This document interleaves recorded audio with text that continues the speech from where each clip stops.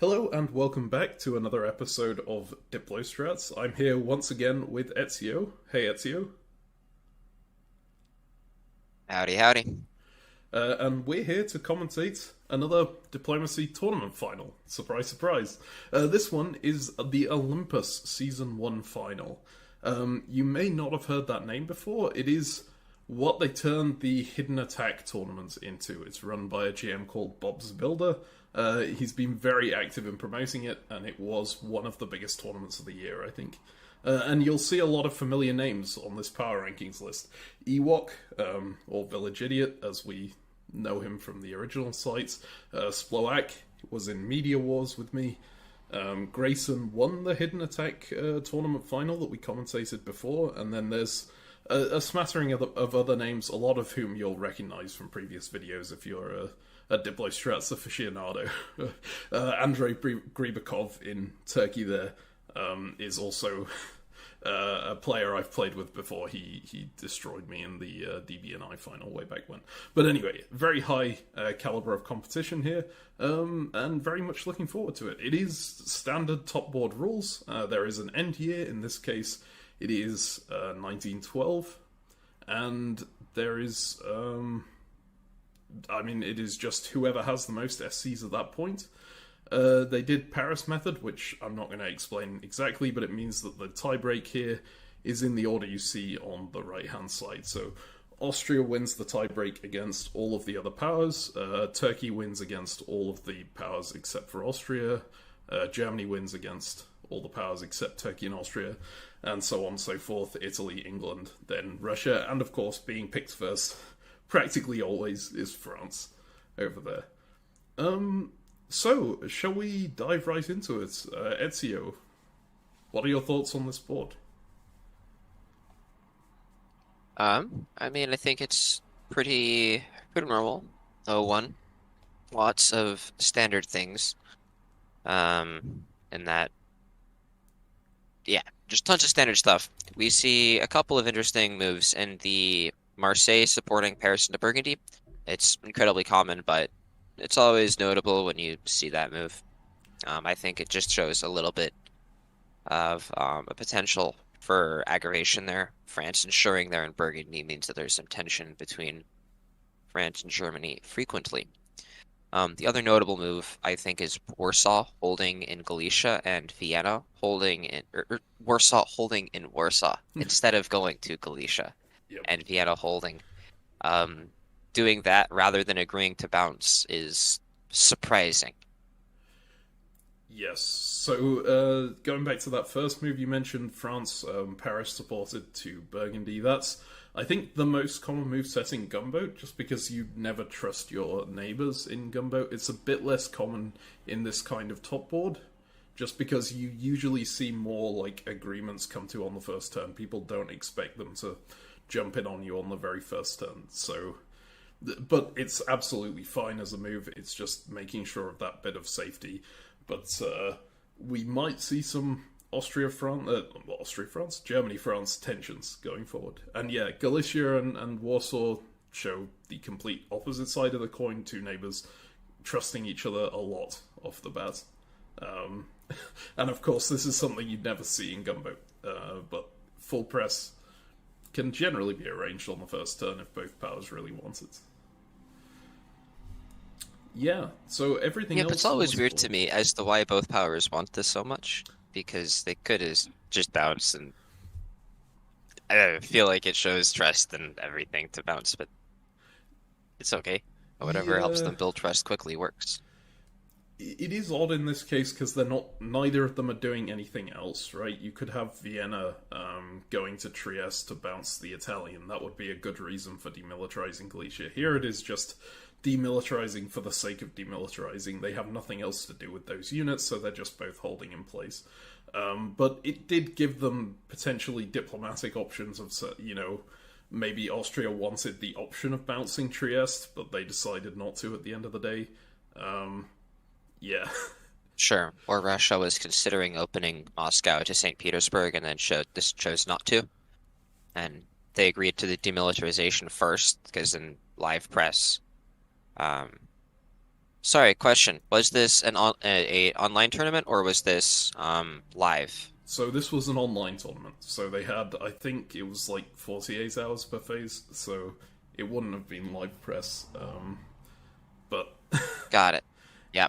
yeah, Because I was thinking in live press, if you talk to somebody at the start of the phase, like if you're Russia and or Austria, you might agree to it immediately to say let's demilitarize, because then you can go and have your other negotiations, and you don't always have time to check back in. Whereas in 48-hour phases, you usually have perfect discussions and information. I yeah. Um, think it's fun. but yeah, there's nothing else non-standard on the entire rest of this board, right? It is all exact. Well, okay, Smyrna to Ankara, but like we have that discussion every time, right? It's kind of the new standard on top boards to just keep the army in Smyrna instead of going to Con.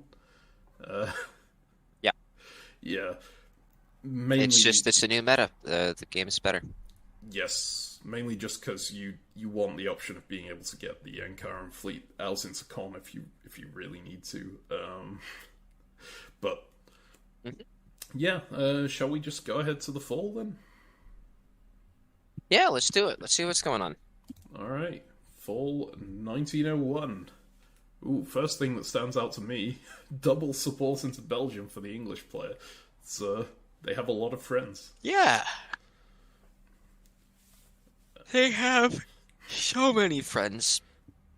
I should quickly note here that I did get Ezio up very early in the morning for this recording because we're on opposite sides of the world. So if you hear him yawning, that is why. But yeah, so Yes, not because this game is boring. I think this is actually a really I like this start. There's a ton of interesting moves going on. I like Denmark bouncing Sweden in this case. Whenever I am Germany, especially if I'm Germany working with England and Russia is gaining Romania, I want to bounce Russia out of Sweden. I don't want Russia to build twice. I want to make it as difficult as possible for Russia to build in St. Petersburg and Sevastopol, but I want them to be able to build in Sevastopol so they don't collapse too quickly, so we have time to gain St. Pete and then leave them locked up. Um, in this case, Russia got into the Black Sea while Turkey did the standard move. Getting into Armenia means we might see another fleet built from Turkey to then retake the Black Sea, and Russia might be kind of cooked. yeah, it's a bit of a curious opening. I don't know why. You know, so usually this sliding off to Constantinople while moving the army around, that's usually done once Russia is already. No, that's not. Once you've already got a unit in Armenia so that Russia can accidentally leave Sevastopol and you can slip in behind them, right? Doing it before Russia is in Black Sea is a little. Or before you've got a unit in Armenia to like go in behind them is a little odd. I guess you can build fleet Ankara and push them out pretty easily, but it's just like why not just bounce them another turn here? Uh, Um, yeah, it's yeah. I think you have the possibility if it's tough because you have to commit to build the fleet in Ankara before you know if Russia's building a fleet. Yeah. yeah, it's really tough. Yeah, I mean, I maybe there was just a mini stab going on here, right? Maybe Turkey just talked to Russia and said, "Hey, please support yourself in Armenia. Don't take the Black Sea." And then I'll move Smyrna into Armenia to give myself the ability to build Fleet Smyrna. And if the Black Sea is open, I'm going to do that, and we're going to be friends, and everything's great. But then Russia's like, nope, I'm going to work with Austria to get into Romania, and I'm going to just stab and try to set myself up to work with Austria against Turkey. And that could just be what happened there. I mean, it kind of makes sense. I feel like well, there's obviously some degree of deception going down here because Russia took Austrian support into Romania and Turkey attacked Romania. But I don't know if it makes sense for Turkey to be trying to put their fleet out into the Aegean here or out into Con while trying to take Romania and going into Armenia at the same time. Uh, Maybe they just want to No, I mean, I really don't know why why you would do that. Maybe we'll just Yeah, have to see how in it this plays case, out. yeah, because there's no Lepanto in this game, right? Ionian Sea moved into Tunis rather than convoying Apulia into Tunis. There is significantly less pressure on the Aegean and the Eastern Med as opposed to a more normal game where Lepanto is very standard. So there's a lot less of a need for a fleet in Smyrna to cover Eastern Med and that fleet in Khan to cover Aegean. So I think if I'm Turkey trying to be as safe as possible, fleet Ankara is likely the safest here. And then with this, you are guaranteed to retake the Black Sea. You're probably going to lose Bulgaria if you commit to it, but getting the Black Sea is very significant. Yeah, yeah, I think that is kind of a forced build. It just feels like they didn't need. Well, no, okay. So even if I was Turkey here, even if I had bounced Russia out of Black Sea, I would probably build Fleet Constantinople then just to support myself in. But so it ends up being the same build either way. The downside here is that now Russia has the possibility to put something in Sevastopol. But then again, maybe Yes. they were just expecting Russia to get no builds, given that they clearly expected to bounce Russia out of Romania here. Yeah, no builds, or maybe they were expecting Russia to just support from Sevastopol, so they weren't going to build any fleets in the south anyways, instead of taking the Black Sea. So, Yeah, lots of yeah, questions. I think it's reasonable. Yeah, and think we'll get some answers. But yeah, so in the West, how do you feel about being England getting double supported into Belgium? I would feel nervous always if I got two supports into Belgium. Yeah, Maybe so. I Like feel like that shows way too much cooperation between France and Germany. exactly, it's also just like if I'm bartering support off one of them, I kind of want the other one not to throw me support, just so that it's clear whose side I'm on, right? Or to them, it doesn't look like I've been double dealing. Here, it very much looks like England's been making agreements with everyone to get them supported into Belgium, and then those people will say, "Hang on, like who is that person actually siding with?" And they may just decide to side with each other instead. Do you know which site this was played on? Yeah, this is the actual game here, so it was played on backstab. Although I think they Oh, used, the actual game rather than a clone. yeah, Excellent. Okay. I think they used Discord communications as well in this game. Like they had the option of playing either with Discord comms or the press box. Don't quote me on that because I'm not 100% sure, but it does Okay. make a little bit of a difference. Yeah, I mean, the main relevant thing is they're using a non-web diplomacy site so they can create group chats. Yes, absolutely. So it could be a Considering the Western possibility of a triple. Western triple. Yeah, but Yeah. if you're Western tripling, are you On web dip, it really never happens. are you really going to like throw double supports onto a move that doesn't matter? And bounce Sweden at the same time. There's nothing that says I'm Western tripling more than that, and you kind of don't want to alert the board if you're going to Western triple. Yeah. I mean, it's not maximally efficient, but I think there are excuses for it. You can say, hey, we're sending units to the west, and France can independently say they want to be on England's side, and Germany can independently say they want to be on England's side, and England's like, I just want to take a build. And I think we can look at the builds this turn, and we can see what's going on. Like, if we see Fleet Marseille, for example, I think that's more indicative of a Western triple. And then again, next turn is when we kind of got to see it. But these moves, I feel like these moves could be a Western triple, an inefficient, slow start to a Western triple, but a Western triple nonetheless. I think it's more likely we see not that. Alright. Well, I see one more thing to discuss on this board, which is the bounce in Trieste. Do you reckon that was arranged or not arranged? I feel like it was, but I don't know. That is fair. I always feel like these bounces in Trieste are arranged. Yeah, this is it. Like, basically whenever I see a bounce on a top board in the early game, I feel like it's arranged. But in this case, I don't know, the fact that Ionian moved to Tunis just has me thinking, hang on, that's a weird move to do with if you're working with Austria. Because you're getting yourself out Sure. of position to Lepanto, right? Especially in this case, Austria is siding with Russia, so you would really want to all jump in on Turkey at the same time.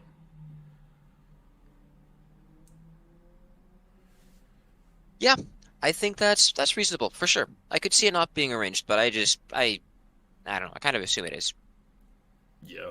Alright, well, let's have a look at the builds and see what happens there. Winter 1901. Let's see. Army St. Petersburg from the Russian.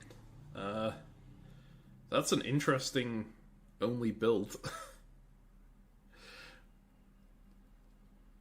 Yeah. I guess they're leaving themselves space okay. to fall back from the Black Sea. But, I guess. God, I don't know what I'd do in that position. Like, it's a painful one. I mean, as Russia, Yeah. I feel like you just build Fleet 7. You say, bye Turkey, be sad. Well, I mean, the problem with Fleet 7 Shouldn't is let me into that the Black Sea. Armenia cuts Sevastopol, right? So you get Black Sea blown up regardless. Well, I would work with Austria to get Black Sea supported into Bulgaria. Ooh, that would be a fun way to do it. And then we hopefully blow up Bulgaria, and then Sevastopol sticks around, and then I have 3 fleets, and then Austria stabs me and takes Warsaw, and then I lose. But at least you survive a bit longer that way. I really like supporting the fleet into Bulgaria. Yeah, that would pay off pretty well. Yeah. Obviously, not Maybe as well that works now. better with an army in Sev. Yeah, not as well now, without anything covering Sev. Maybe Russia is just going to try to retreat. The concern is if you move Black Sea into Sev and Armenia moves into Sev and bounces, then if Khan and Ankh take Black Sea, it will be popped because there is no retreat available. Yes. So yeah, that's scary. Then I guess if you're working with Austria, you're still not guaranteed to lose one of them or Sev yet. But it certainly puts you in a much worse position in the south. Yeah, and you require Austria to save you, right? Yes. You need them to support rather than just sit around the night. Certainly feels like Austria I don't know, is with an in a army up strong north. position now. Yeah, I think Austria is really happy with that fleet Ankh build. I think that's yeah, I would love to be Austria right now. I think this is a very solid start. Italy built fleet Naples, nothing crazy. And then in the west, we see a lot of fleets built. Yes. Oh, yeah, okay, there's 4. That Yeah. That doesn't say I don't Western think it's a Triple Western to me. triple. Yeah. Yeah. Because you would, in a Western Triple as England here, you would want to be convoying into Norway to try and start fighting down into Russia, right? This could be Yeah, you want to build at least one army. could be a very weird Western Triple where France is planning to push the English fleets through to the south, but I think that's a bit of a long shot. No way. No way. No way. No way. No way. I don't believe that. So instead, we just have to see where things go, because this right now it could be an FG, it could be an EF, it could be an EG. All of them are, I think, very possible. Yeah, see, this is what I was thinking about the with the double support into Belgium, right? It looked like it was both EG and EF. Like England had won the initial negotiations on both sides, and both of them were intending to side with England. But the very fact that they saw that England had won the negotiations on both sides, I think, especially given how many fleets have been built here, I think it's very likely they'll all go for England. That would be my my guess if I had to make one right now. Although, actually, Germany For probably sure. stands to gain more going to Sweden, right? Um, Immediately, yeah. And so I think that's totally possible. And I think France is likely going to try to stay out of it and stay defensive. And if Germany pushes into the Baltic and tries to take Sweden, then there's a chance for the North Sea to end up in Helgoland, and then the EF would absolutely annihilate Germany quickly. So I yeah, think the Fleet Liverpool is the most committal part of this whole thing, which really looks anti-French specifically. yeah. So I expect there to be an EG for that reason.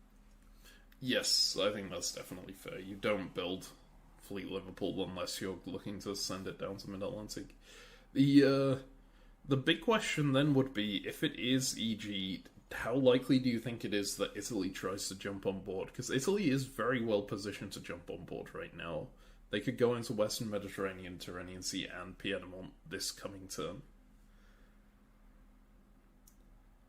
I think that's definitely possible. Um, like that's just yeah, you've described the situation of the board. Yeah. I think I think Italy has a huge setup for that jump. Part of the annoying part about trying to jump on France is you really do need both England and Germany to be committed to the attack for Italy to gain anything there. Um, because France can just defend itself, but I think there's a chance. Yes. Alright, well, shall we go ahead and see what happens in the spring of 1902? Yeah, let's start getting a real sense of where the alliances are. Alright. Well, Italy is not going for France. This is the first thing I noticed. And Russia went for your suggested move of kicking Turkey out of Bulgaria, which worked perfectly.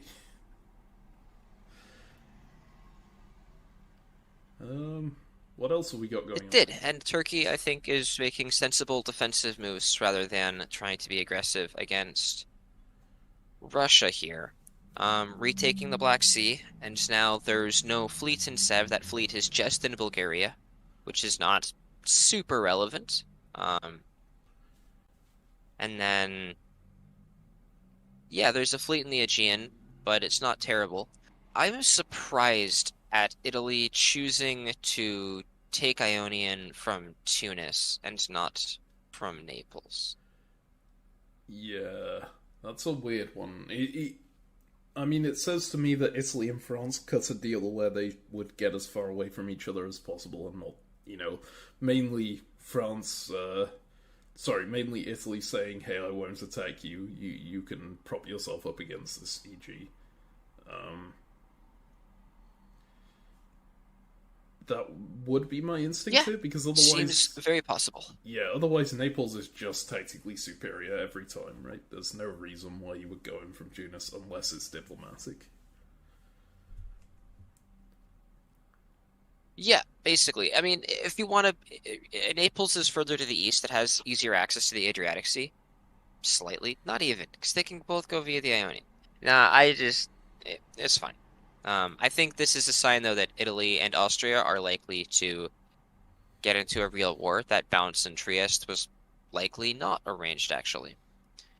Um, and so I suspect that it's going to kind of be Turkey plus Italy versus Austria plus Russia in the early game. It's. And I think Turkey's certainly hoping for that outcome, right? Because right now they're kind of just sitting there and hoping that Austria doesn't receive any fleet support. Because if that Italian fleet goes to Eastern Mediterranean, I think it's just over for Turkey, right? Uh, there's yeah, but I just see that like Apulia's bounced trying to get into Venice and Venice into Trieste a couple times now. I think that after the move into Tunis from Ionian, if Italy wanted to work with Austria, we would have seen Italy push to the west.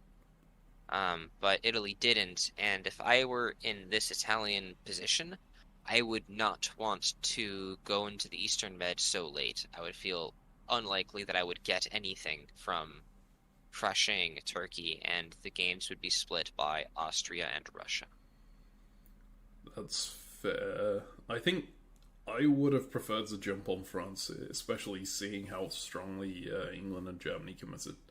But that's a Yeah, I would have rather done that for sure. And with the start, just it felt more efficient, a better way to utilize the units. But eh. yeah. It's also a really tough I call think to there's make. strategic arguments against that. Like Yes, you don't especially that. necessarily want to remove France. Yeah, it's a top board, so if France goes and England, Germany takes control of the north, that's two powers sharing the centers of the entire north of the board. Whereas you've still got four powers in the east. Even if Italy gets Marseille, Spain out of that, they've got a bit of a boost, but it's still going to be tough to overtake, right? Um, Yeah, I mean that only gets you to like six, and Germany and England might do more. Your hope might be that they just get into a fight immediately over the remains of France and Russia, and you are sitting there trying to spin the wheel and get centers from either side. But again, I think there's a strategic reason to not want to attack France here in this part. I would have, of course, because I see a chance to get some dots, and I would have taken it in the early game. Like I hate being Italy stuck on four. And I yes. saw, hey, I can be part of a 3-on-1. I'll do that, and hopefully the France and Germany break up after. Yeah. I mean, that's the thing with Italy, right? There's always this huge wall up four. If you get stuck at four, it's really hard to make any gains beyond that because four units is not really enough to protect yourself and to expand out. The moment you get to five, it's much easier to snowball, which is why quite often you see Italians like requesting Trieste off of the Austrian or such things like that, or going so hard for Turkey just to get that one dot in Smyrna. Because there really isn't that much potential to snowball if you can't. Well, okay, if you can't get to five, there's obviously not potential to snowball, but like there is potential to snowball once you hit five. If you're stuck on four, very very difficult. So we For haven't really sure. talked So about in the that case, I'm West. Italy. Italy. I think my fifth thought is French. Yes. Well, this Italy might think their fifth dot is Trieste by the look of it, but I have a feeling that's not going to work for them. Doesn't seem likely. No. Yeah. Um, they have to get into the Adriatic before they have a chance at it, and even then, it seems tough. Especially just because Uh-huh. there's no one able to help them. Especially with Russia knocking Bulgaria out using a fleet, that army's off the board. There's one enemy army next to Austria beside the Italian things. That's that's not good enough to help you. Right, sorry. So let's Yeah. go One and thing that I look am at going the to say. West. Or, Oh, well, sorry. There's one more point that I want to say in the East real quick, is that I think Austria is phenomenally set up to stab Russia right now for two dots.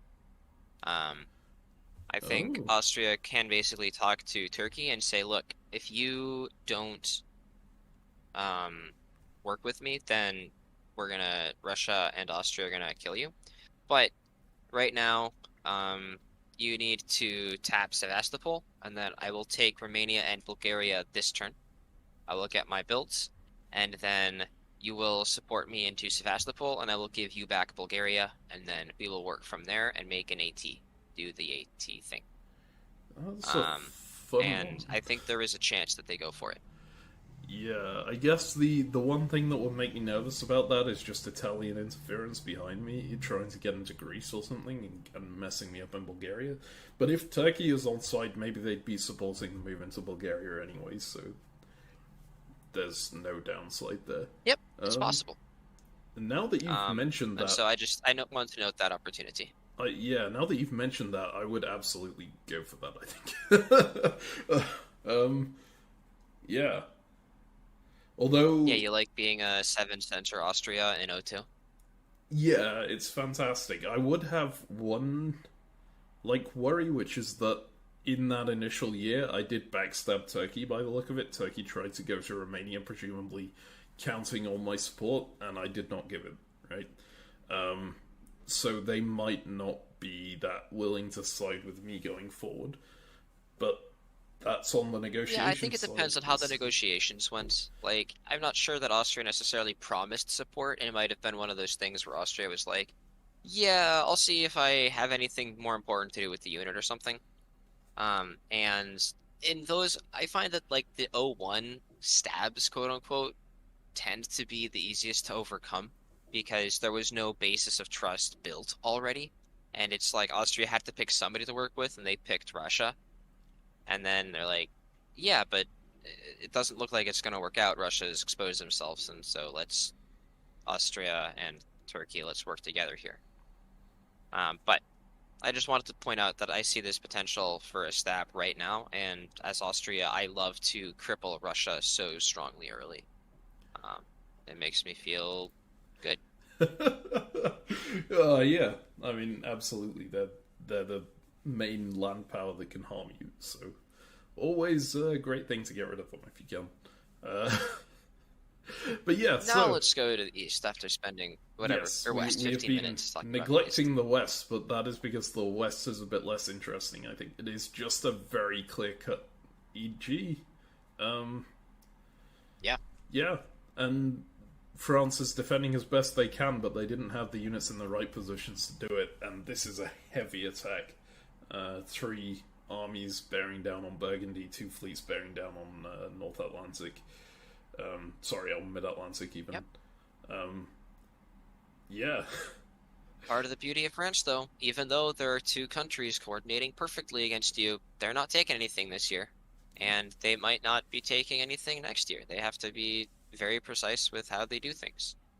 Yes, exactly. And by things, I mean centers.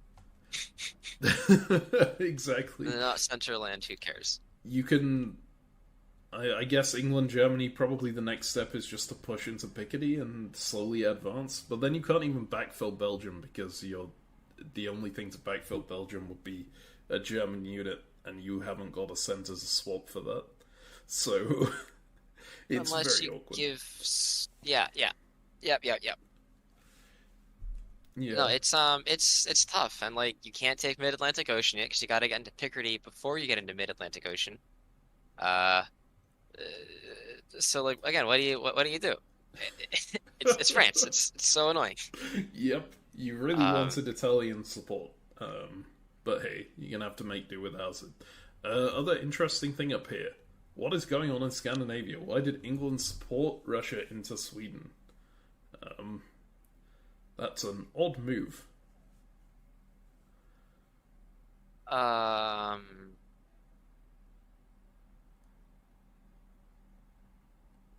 Yep. Yeah, I agree. Because now it opens the door for St. Pete to support Sweden and then Norway. Yeah. You do have North Sea, so that's not going to work. I assume England would always hold Norway with North Sea this turn. But Yeah, you've kind of got to now. yeah, bouncing it out feels like it may have been a better move here. Yeah, so if they hadn't supported, if they had bounced instead, and so Russia was still in Gulf of Bothnia, then our concern about backfilling Belgium would have been handled by the North Sea. It could be allowed to backfill Belgium. So there's a real cost now to the North Sea being obligated to support whole Norway. And I'm not sure what the upside is trying to make friends with Russia, but I mean, if you're working with Germany as England, you usually can't also be working with Russia. Yeah, like my main thoughts on this move is it's just so weird compared to the rest of what England is doing that it has to just be a troll move, right? You decided that you wanted to hold Norway this turn instead of moving to Sweden, and so you threw a random support in because you knew that Germany was supporting the Baltic anyway, so it doesn't matter. But Yeah, I guess. I just don't know why you would decide that you're holding Sweden. Or holding Norway, excuse me, instead of going to Sweden. yeah, I mean, the one thing, maybe they were expecting Bothnia's support Norway to Sweden or something, and St. Petersburg into Norway, to to try to befuddle your units. But then you would have the German units to help you out of that situation anyway, so I don't think it's something you would need to worry about very much. But mysteries of that move aside, an effective stab here. Yeah, an effective stab on who? I'm trying, like, I'm looking at the board, right? Like, in Austria, the stab sort of stared at me on Russia. I'm looking at England. Is there a stab on Germany here? Okay, so Holland is open. You can support into there and take that. You could get Russia to support you to Denmark, maybe, but then you can't take Holland because North Sea is the one supporting. Like, you can take Holland and support hold Sweden, so Germany is -1. Yeah, I guess. I don't see it. I don't think it's a good. No, I agree. I'm not a fan. Yeah. I'd rather just work with them. Like, again, taking stuff from France is going to be slow going and it's going to suck. But that's a situation where I felt that letting Russia into Sweden in the spring is very relevant because then Russia still gains Sweden and is going +1 if you support hold them, versus if Germany, if you bounce them, then if you supported Russia in, it would still be bounced and neutral. So that's the relevant part for the hold. But I don't see it. I don't understand the supporting Russia into Sweden. Okay. Maybe we'll understand on the following move. Let's move ahead to fall 1902. Let's see it. Hey, oh, okay. There is a stab. Wow. I don't like this stab. But not. Yeah, we talked about this ahead of time. It's yeah, okay. God, I hate this stab. You get one center, and Russia gets one center, but Russia can't even build because Austria did the stab that was probably the right move. Yeah, I like this Austrian stab much more than the British stab. Yeah. Do you want to talk about one or the other first? Let's talk about why I'm not a fan of the British stab. I feel like we are dotting our ally here in a way that leaves them very defensive. I don't think we've gotten any critical position. If we could have found a way to stab while taking Helgoland, I would have been super on board with this. Honestly, I might have been, like, if we had done a stab where if we somehow knew that Holland was moving into Ruhr and we could take Holland and move into Helgoland, right, then I would be 100% on board. I feel like Germany would actually be falling. As is, if I'm England, I feel like France is going to attack me quickly and I'm not going to have enough units and Germany's going to be pissed and I'm just going to lose.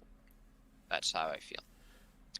Especially the timing of this stab going when Russia is getting stabbed feels poor for England because Russia will not be able to support as much as we might need. Russia is not disbanding because they're forced to disband the fleet in Bulgaria, but I expect Russia to lose something next year.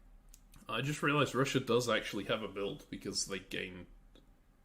Wait. Yeah, they gained Sweden, they lost Romania, and they got Bulgaria blown up. So, that is very useful. Yes, because they had the forced disband. So they are net, like, yeah, they're net 0 still.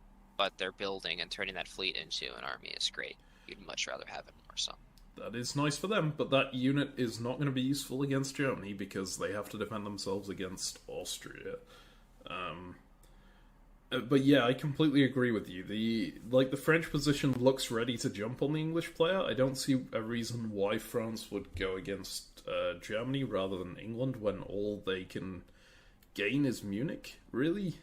They could, wrap around it's like you can take Belgium from England.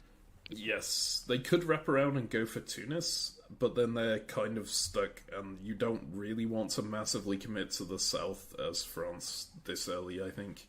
You could. This is certainly a situation where you could, because there's nothing near Tunis right now, so you might be able to just snipe it.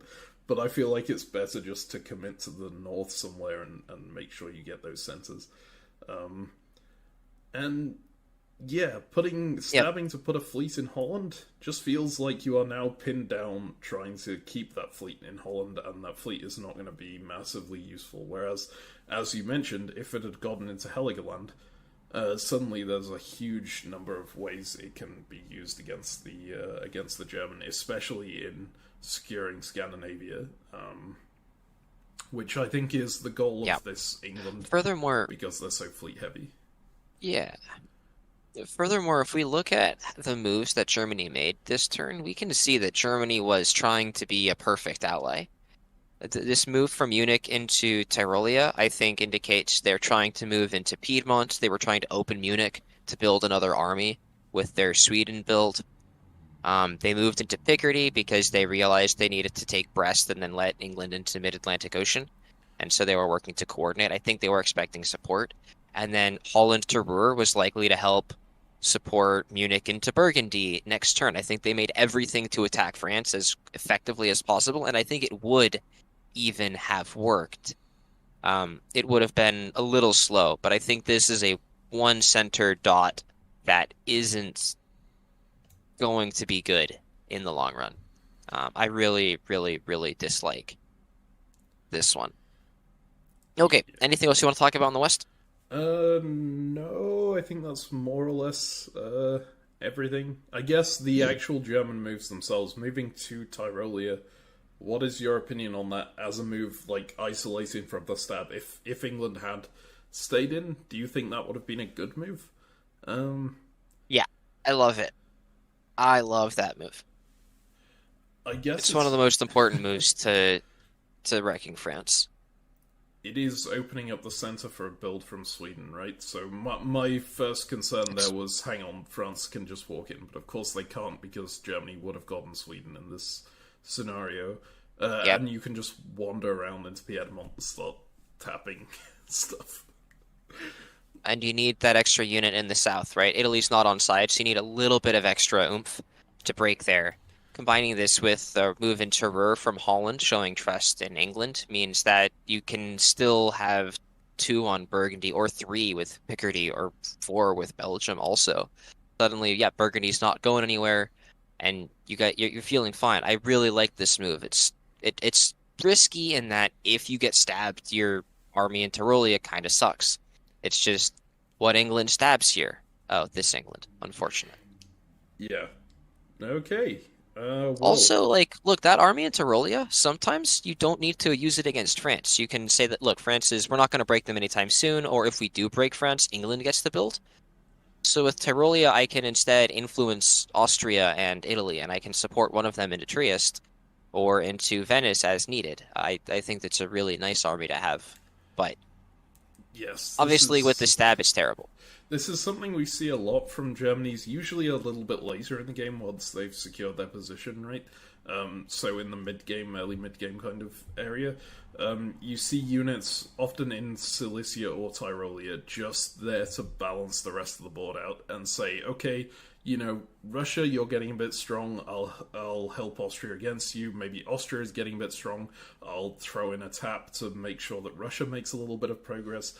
I'll support Italy and I'll support Austria in. It's just one unit can make a huge difference on the top board in keeping the balance of power, and that is super important. But here, obviously it's not going to work out because of what has happened. It was a little earlier than I would have expected that, but given it could have gone to Piedmont, it was still a fine move. Yeah, quite a good move. Just not in this specific situation. In the east, we see the Austrian stab coordinated with Turkey, as much as it possibly could have been, and that worked great. And we see Italy not moving into Trieste, The one turn it was uncovered after trying to go after it for 2 turns.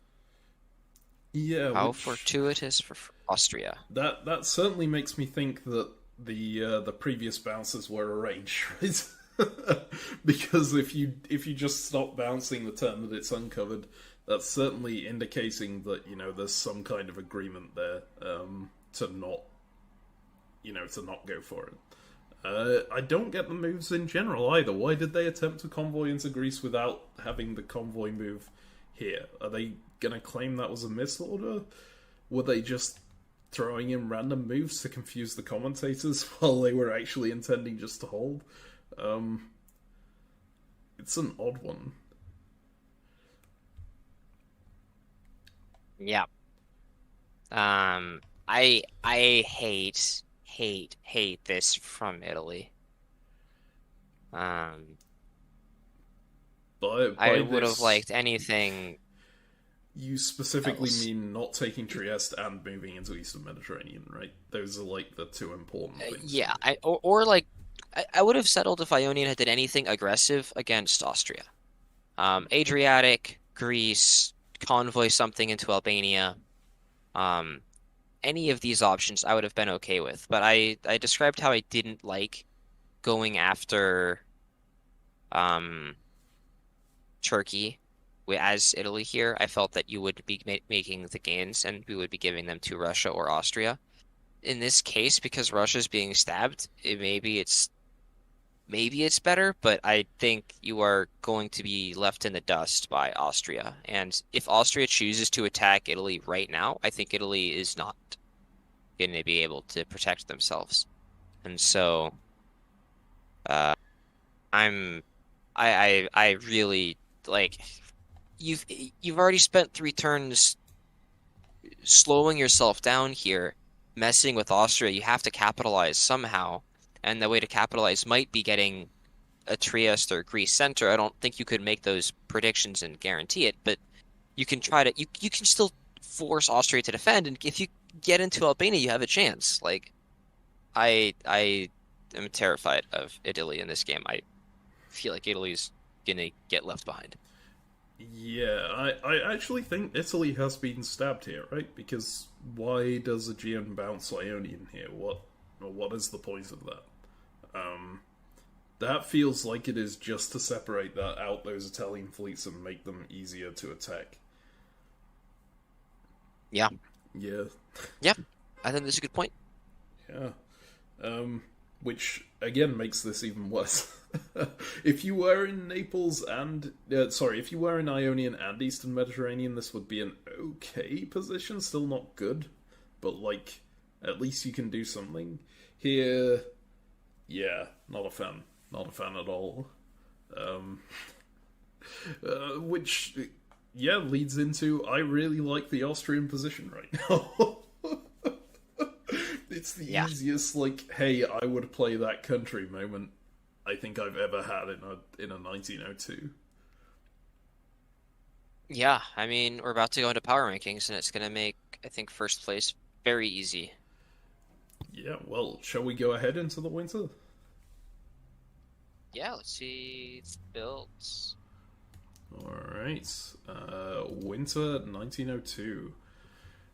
So, Army Vienna, Fleet Trieste. I think Fleet Trieste confirms that Italy is being stabbed here, right? Yeah, it confirms that Italy's dead. Yes. And Fleet Army London. Warsaw, of course. Army Warsaw, indeed. Yeah, Fleet London. Yeah. Yeah, yeah, So, power rankings. I think we have determined Grayson in Austria is currently in first place. Who would you put in second?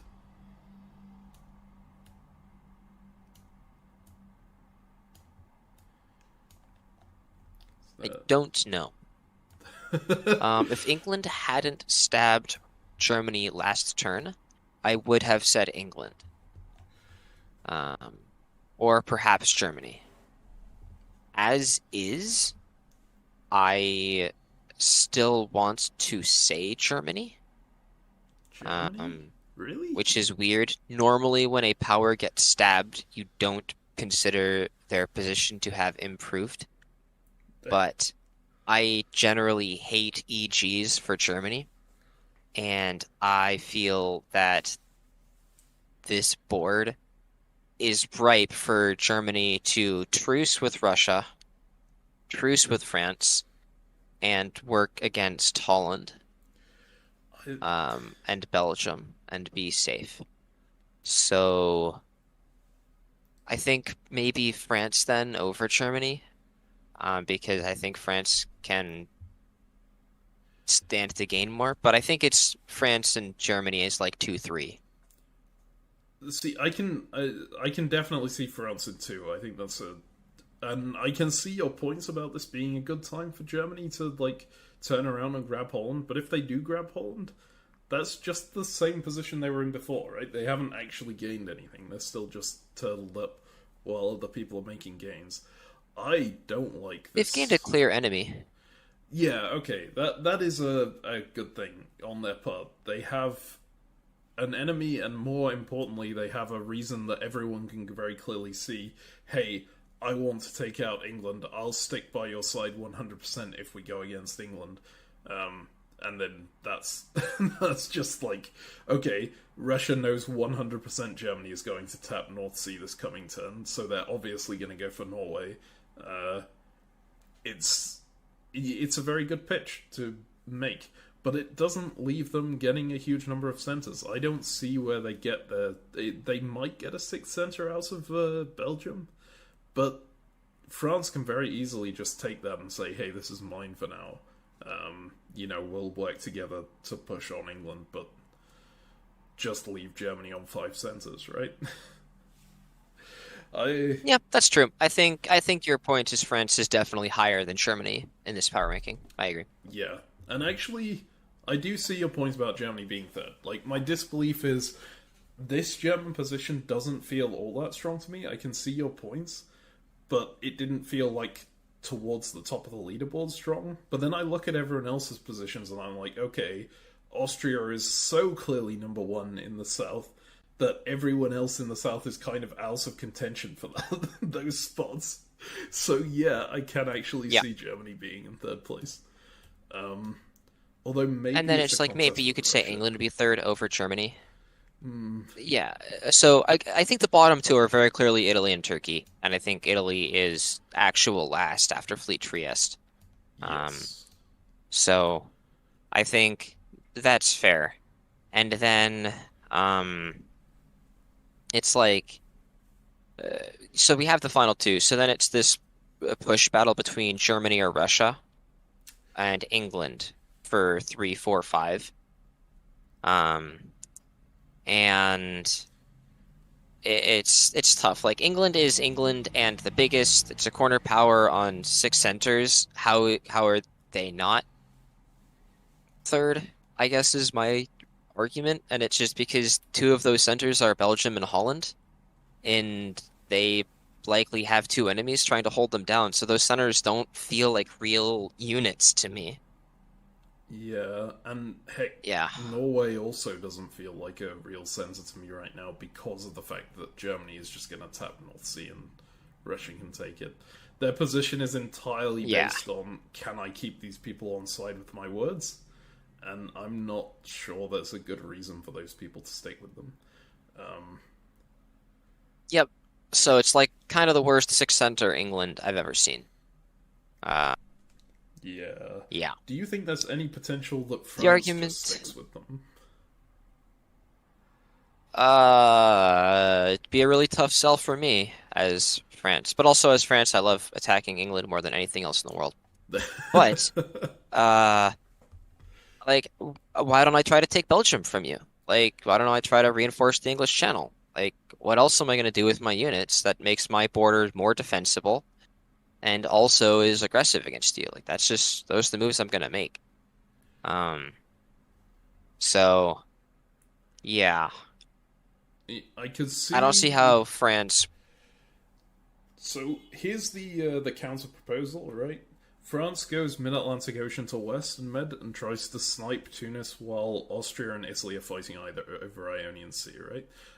I think that's a bad idea Okay. because it strengthens Austria, but it is something that gives them a center. In the meantime, England offers support to Ruhr from Burgundy, which is guaranteed to go, right? So France slides two armies up here, Yep. and they can get position on Munich. I don't think they gain Munich. Maybe they do. It depends what the Tyrolean Yeah, unit does. and like if France is offering to support me in Ruhr from Burgundy, I say, why yes, how considerate of you. And then I move into Picardy and Burgundy, and I have 3 on Belgium. Yes, okay. So if England is supporting that move, you can actually, yeah, that does very much leave England open to a stab. Yeah, okay. I think I definitely see your point here. So the question there is Russia higher than England, or is England higher than Russia when you get down to fourth place? If we're leaving Germany in third. I feel that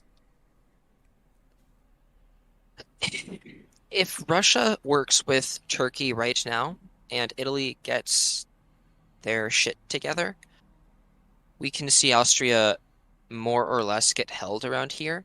And in that case, I would put Russia above England.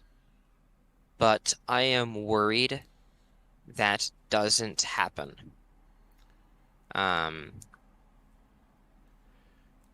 I'm not sure why. I think Russia's got to be above England because I don't see Austria making progress anymore. Like against Russia quickly, specifically is what I mean to say. It is tough to see who Austria's allies are going to be beyond this point, right? They've been able to talk everyone into working with them so far for like various points, but they have stabbed everyone now, and everyone's obvious centers are from them. I still think Austria has the I will strongest say that position on the board, because even if they lose a little bit, they're still fine. But their diplomatic position is not amazing.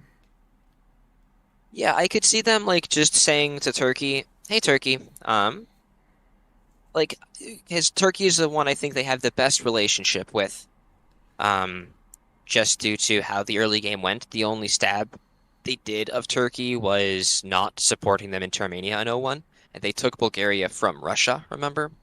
So I could see Austria trying to establish good relationships with Turkey, and if they can get something temporary together, to look at a couple centers and say something like, if you support me into Sevastopol, I will let you take Bulgaria. Um, I I wouldn't go for that. I would probably say, hey, I'll support you into Sevastopol, and you can go up into Moscow from there and start growing. And then I'll help your fleet get out or whatever. It's tough to make this a real AT because Austria is so much bigger, and every arrangement that I come up with ends up with me saying, as Turkey, wait a minute, you'll just take that center from me once you give it to me. But I could see some pitch like that.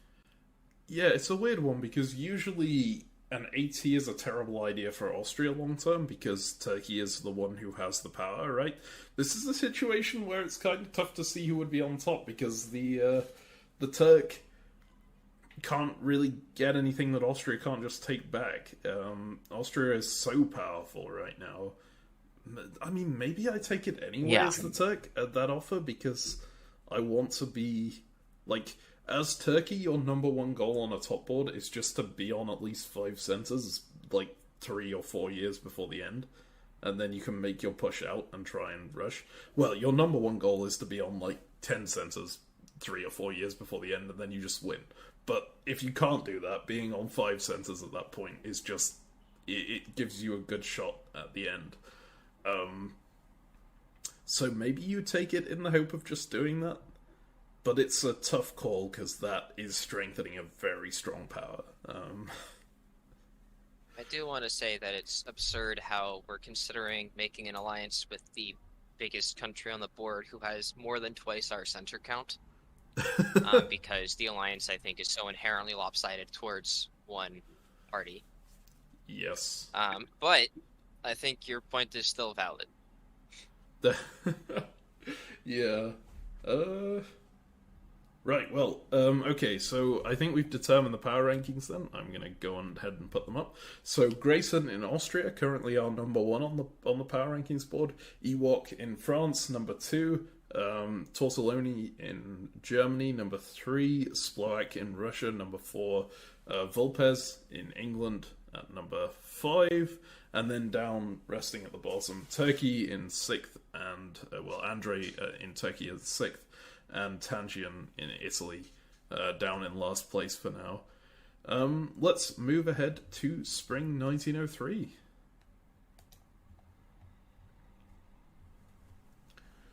Okay, a lot of movement on this.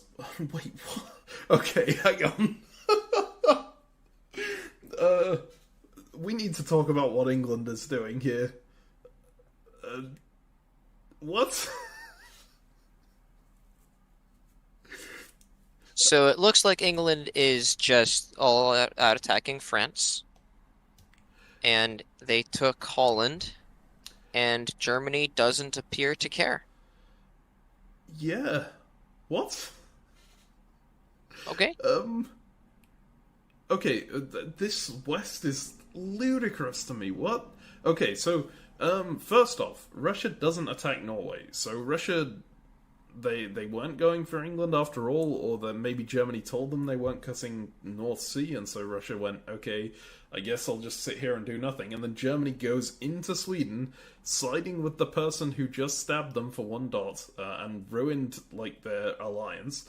England switches around and attacks the person who who they just sided with, siding with the person they just stabbed, again for one dot, so they cost themselves all of their position for Holland, and then went back to do what they were doing before, but like 2 years, there's set back 2 years, and France didn't even attack England like we were thinking they would.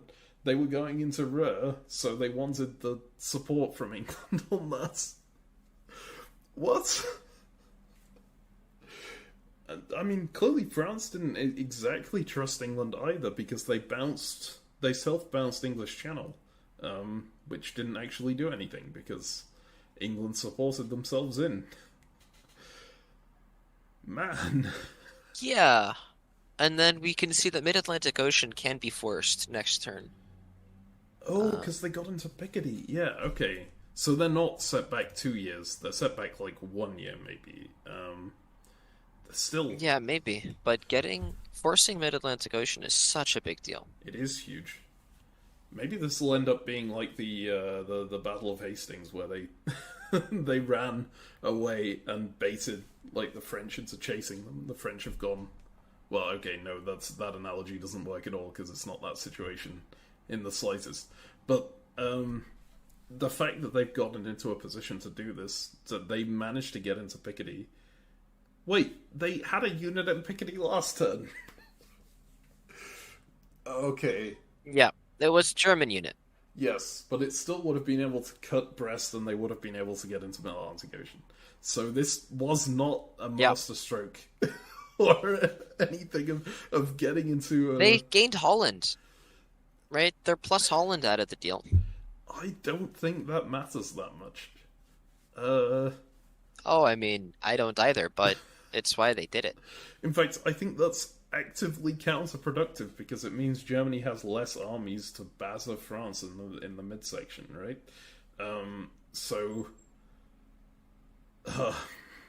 Germany can't go to So Germany isn't able to do anything. Yep. No, I mean, I agree with you completely. I don't understand the West either. I don't get why Germany is just rolling with it so smoothly here. And why France didn't try to capitalize at all, or why England isn't continuing. I think that's just good negotiations. I think Germany evaluated and said, look, my game is going to be better off if you, England, just don't continue attacking me. You're not going to get much. Maybe Germany thought, maybe Germany said that they were going to pull Ruhr back into Kiel. And this was some negotiations, and so France sat there and thought, I could just walk into Ruhr and then potentially have a bunch of support against Munich now. And then like France could sit there taking Munich because the army count for Germany is so light. If the army ends up in Kiel from Ruhr, then you can cut it, and then there's no support for Munich, except maybe from Tyrolia, and so that's why Marseille went into Piedmont. And I suspect that Germany or that England promised France support against Germany and then is stabbing again. But like, Yeah. yeah, Okay, so yeah, one I thing will that say this does. is well played from England. This has to be because we thought that England was going to be cooked, This is right? We true. thought that England was whatever, third to last, and this does not look like a third to last England anymore. This looks like a very strong England. And Yep. so somehow in this phase, they flipped the script that we expected to see, which is very nice. Okay, it's great play from England in that they fixed the position that they put themselves in. Right? So I'm not sure we can Yeah. laud it as a great accomplishment because it was their own doing in the first place. But it is a Yeah, but great each phase is accomplishment, its own right? phase. Yeah. Um Yeah. okay, yes. So they did play the negotiations very well to be able to get this to happen in the first place. And I think Germany is also very happy about this result, right? They get Sweden back. Sweden has retreated in Skagerrak, so it's more of an annoyance to England than it is to them. And England has left Holland open, so they could just walk in and snipe it if they really want to. Uh, Assuming England doesn't send Actually, something do you to think take that's it. coming? Because, right, so what can happen here, right? Like Denmark cuts North Sea, and then Sweden supports Skagerrak into Norway. Also, St. Pete Ooh. supports that. You don't even need to cut the North Sea. And then Ruhr just walks into Holland or gets supported into Belgium or supports France into Belgium, and then we see England's whole thing explode. Right? Germany just did a single turn of delayed gratification, and then England goes up in smoke. That would be fun. That would be super interesting if it does happen. And like, I'm not gonna lie, I would be incredibly satisfied in the German position if that did happen. Um, but yeah, Oh we'll yeah. see what Oh yeah, it would be. I don't think they'd go for it immediately. It feels like if they've made these kind of moves, they're kind of willing to put revenge aside. Um, but God, it would be it would be quite something to see right now. Man, we haven't even talked about the South at Yeah, all, and I feel like the South is also super interesting in this. It's just like this is a super interesting turn across the board.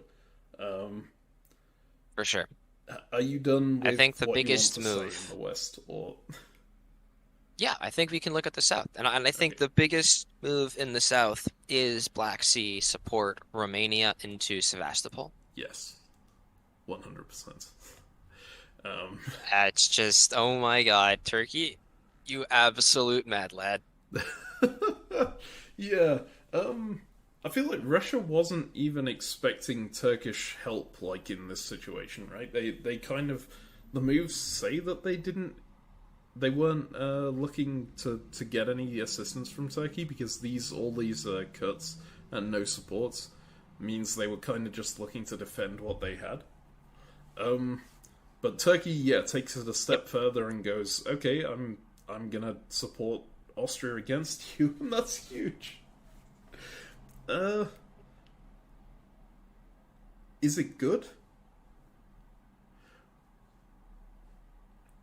What's your opinion on that? Um, I feel like this move in particular is okay. I think it's pretty likely that Turkey will be able to take it back. Um, right? Just they're gonna have two on Sev, and Ukraine and Moscow might not be able to coordinate to take it back. And so to that end, it's okay. I think this turn overall went quite well for Turkey, with Aegean Sea leaving for Greece and Eastern Med leaving for Ionian. Yeah. So now Turkey's sitting here without so much pressure. I feel like Turkey's position would also have been great if Turkey just moved Smyrna into Constantinople and had Black Sea not do that, because then they would have had three on Bulgaria. They might have even just supported Sev into Romania. right? And then had 3 on Bulgaria and sole control of the Black Sea and the ability to take Bulgaria. And for 03 Turkey, that seems solid. I don't like this. I don't like this for Turkey. Hmm. Yeah, like I could see this. Like as you mentioned, this is an okay position that they're in right now. It's not quite as good as it would have otherwise been. I think their hope here was that Romania would move to Sevastopol and Bulgaria would move to Romania. Because if Russia was doing like a conventional defense of just having Ukraine support hold something, that would have happened. But as is, Russia entered the one move that Turkey really didn't want to see, I think, which was Ukraine to Romania, and bounced Bulgaria out to like hold in that threatening position. But yeah, I agree completely. Even though this is an okay position, considering their start, I would have just preferred a more conventional "let's go gang up on Austria right now." Because Austria is big, and I can get allies. Yeah. Right? Just straightforward crushing. Yes, you do kind of have to know that Austria is going back to Greece, but I think they did know that. Right? I'm not even necessarily sure about that. I would have been trying to talk to Italy to say, hey, you should support Constantinople into Aegean with Eastern Med. That would be an interesting one. Obviously, I don't love it, but yeah, then you can't move Smyrna, right? Because if you move Smyrna up to Con, then yeah, you can. Austria retreats into Smyrna. Italy's not dotting. Well, Oh, yeah. oh yeah, the retreat. Yes. I sometimes am stupid. No, that's fine. Yep. I gotta up look at boards that for more than 10 seconds. But yeah, so Yeah, then I would have said Constantinople support support Eastern Med into Aegean, and then have Smyrna still hold. yeah, And then Naples to Ionian, and then have him take Greece and stuff, and then I end up in Bulgaria.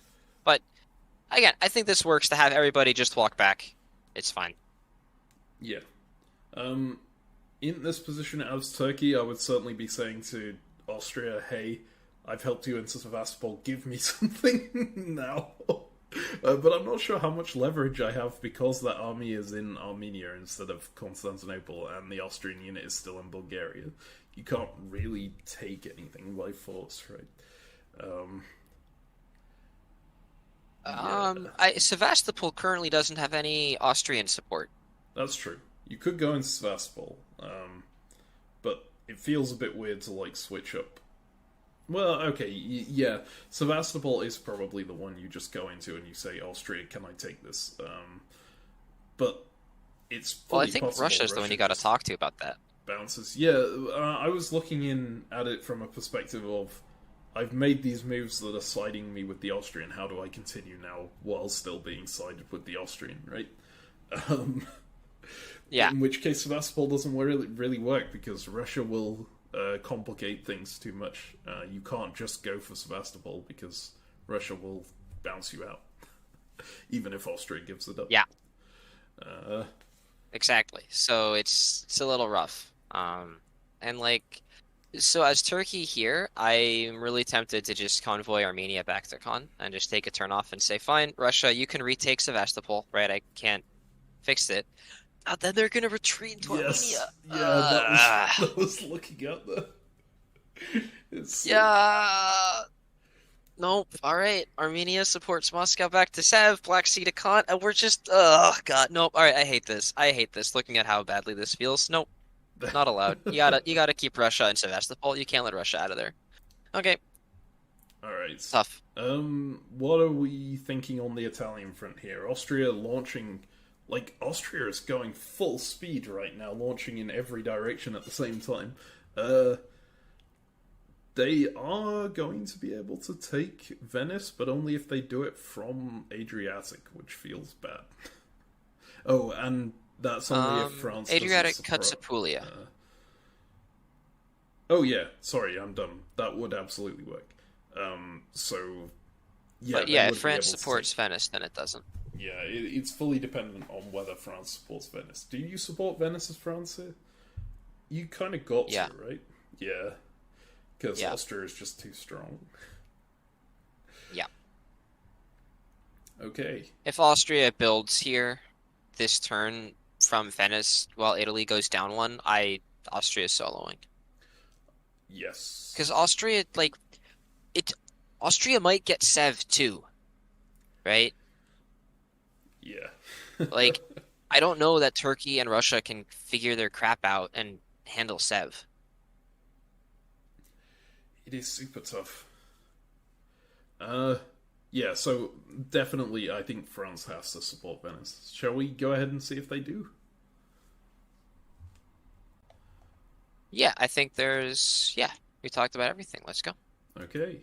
Well, that was a legendary phase. Let's see what. Clearly, a bit less happening in this one. Um, a lot less happening in this Yes. one. France does support Venice, so this is. But which makes the Austrian moves really good, actually. Let's advance somewhere else.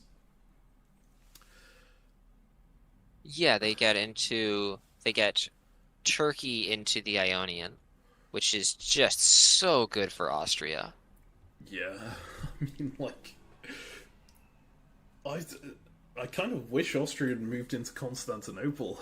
They managed to get Sebastopol as well, but not moving into Constantinople is perfectly fine because they've still got Turkey allied with them, and they're pushing Turkey out in front of them, which is just like Turkey is leaving themselves open for the future.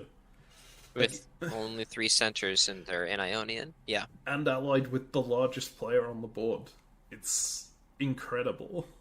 Um, Yeah. Again, the good news for Turkey here is that it is still an AT, and so Bulgaria and Greece feel like they might eventually go.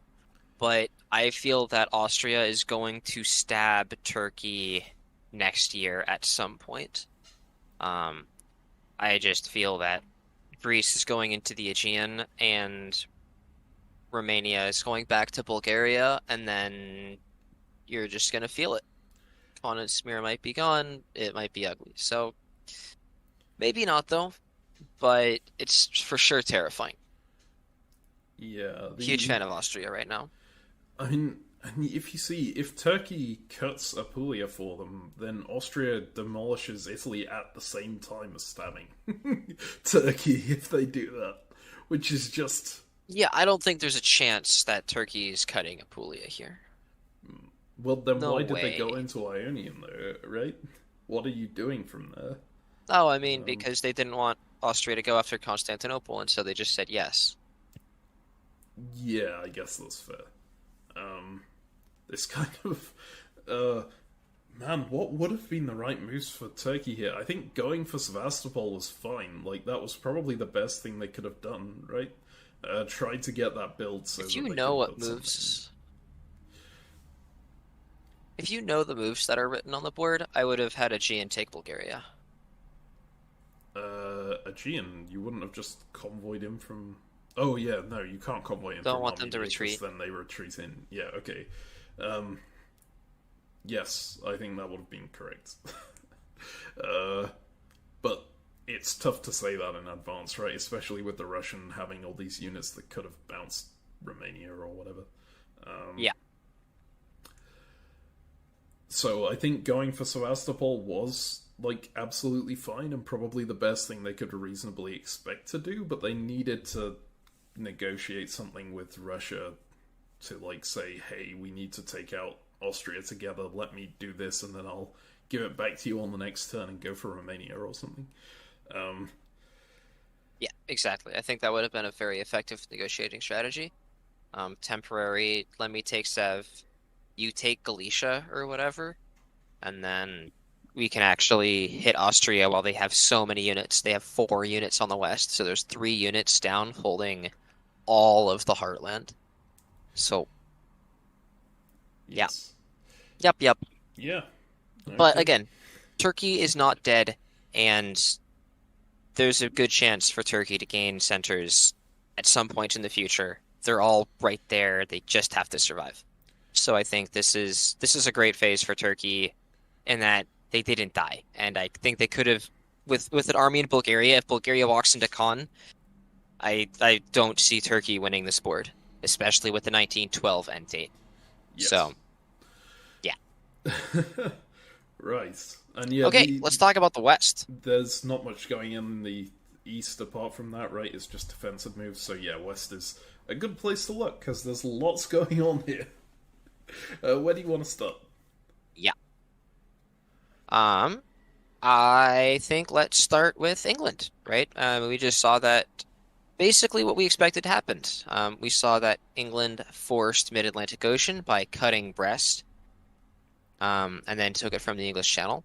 We see England being scared. Part of the costs of stabbing everyone is you kind of feel the need to protect yourself from stabbing, and so England chose to self-bounce in Holland rather than backfill the English Channel, which is, I think, what they would want to do with their fleet.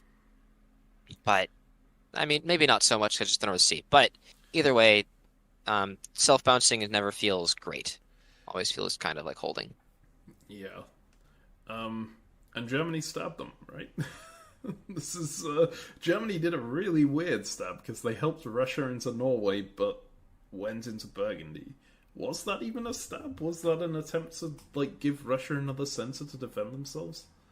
No, it must have been a stab, right? Because Russia can't build anything. And this is just meaning they maintain that fleet on the board, which England can't have wanted.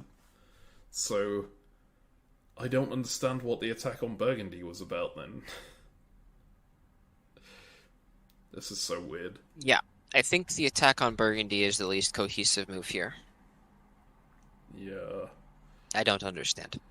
Do you think maybe this was like the North is like, okay, I don't think that England is going to side with me, but just in case they do, I'm going to push France out of Burgundy to leave an opening.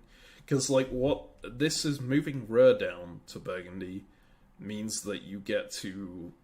You don't have anything adjacent to Holland or Belgium, so you can say to England, let's keep moving forward. You do have stuff adjacent to both of them, but you don't have anything adjacent to, like, actually attack it, right? Because there's no two things on the same center. Yeah. I don't know. It feels Do like. you think Germany's position? I think Germany's position has gotten a lot better here, though, and that they gained Sweden, so they're going to be building. And there's nothing in Holland, so they can choose to build a fleet in Kiel if they want to go after England, or an army if they want to go after England, and then maybe France after. I think Russia's on side with the fleet, then in a useful position.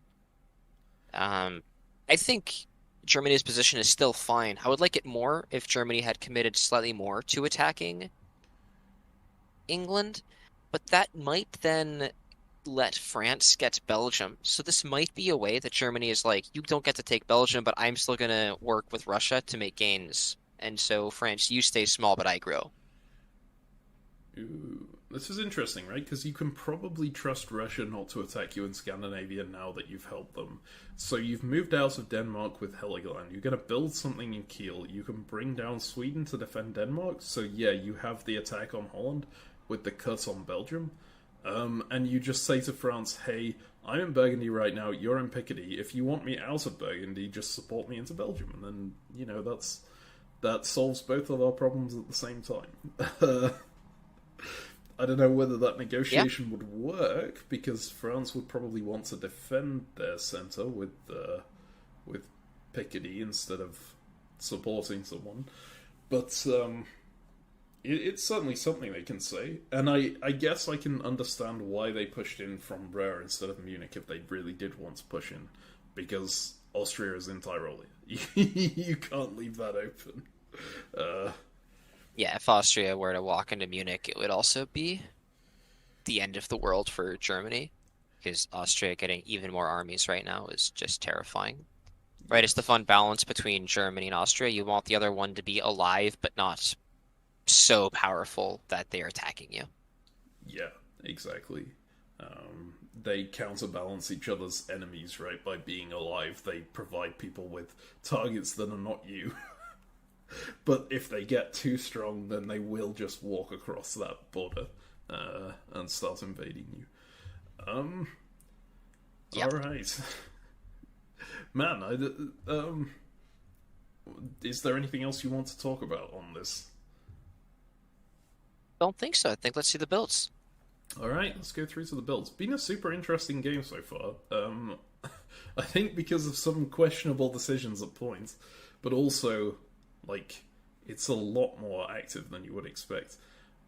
That's an attempted build in Vienna that did not go through because Austria didn't get two builds. Alright. Weird.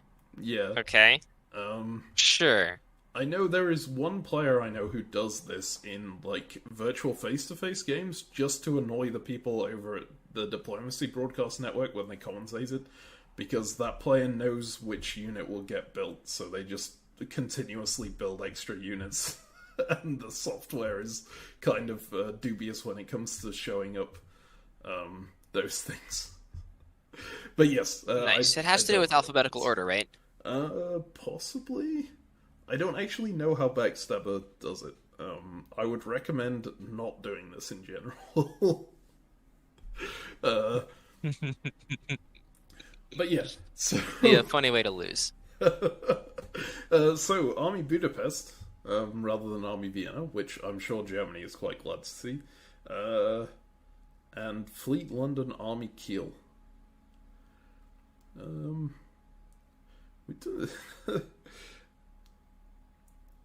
Considering this England's, like, continental holdings are in Belgium and Holland rather than anywhere in Scandinavia, it's kind of surprising how many fleets they have and the fact that they have no armies right now. Yep, and I gotta say, it's not looking great for their ability to continue holding these lands. Yes. So, yeah. yeah, I mean, I think this game is actually a picturesque example of why, as England, you shouldn't be too enticed by Holland and Belgium in the early game. I think this is just the clearest example of why you shouldn't do this. Yes. Right? It's that Belgium and Holland, I think, need to be part of a more cohesive strategy against one of France or Germany if you choose to take them, and ignoring them altogether and going for Scandinavia is also very viable. But if you try to take them and then use them into the other, but you can't get Picardy and France or Holland into Kiel, you're not getting anywhere. Basically, and, I think... Yeah, England's been at 6 centers. Basically, I think if you try and defend Holland and Belgium, you're doing it wrong. You have to take them as part of an aggressive strategy, right? You have to be pushing past them so that you're not stuck supporting them. And yeah, this is the trap right now. Yeah. They were just taken as part of a let's defend them strategy. It feels that way for sure. And so I don't think England is very happy. But I think Austria's having a great time. Yeah. And I think Germany's actually having quite a nice time right now as well. Surprisingly nice, considering everything has been happening. Yeah, I want to see Germany go +3 next year. I think it's absolutely possible they could. And I'm kind of interested in what France's reaction to this is, because they have to pull back and cover so much, right? If they don't want to let that German unit get into anywhere.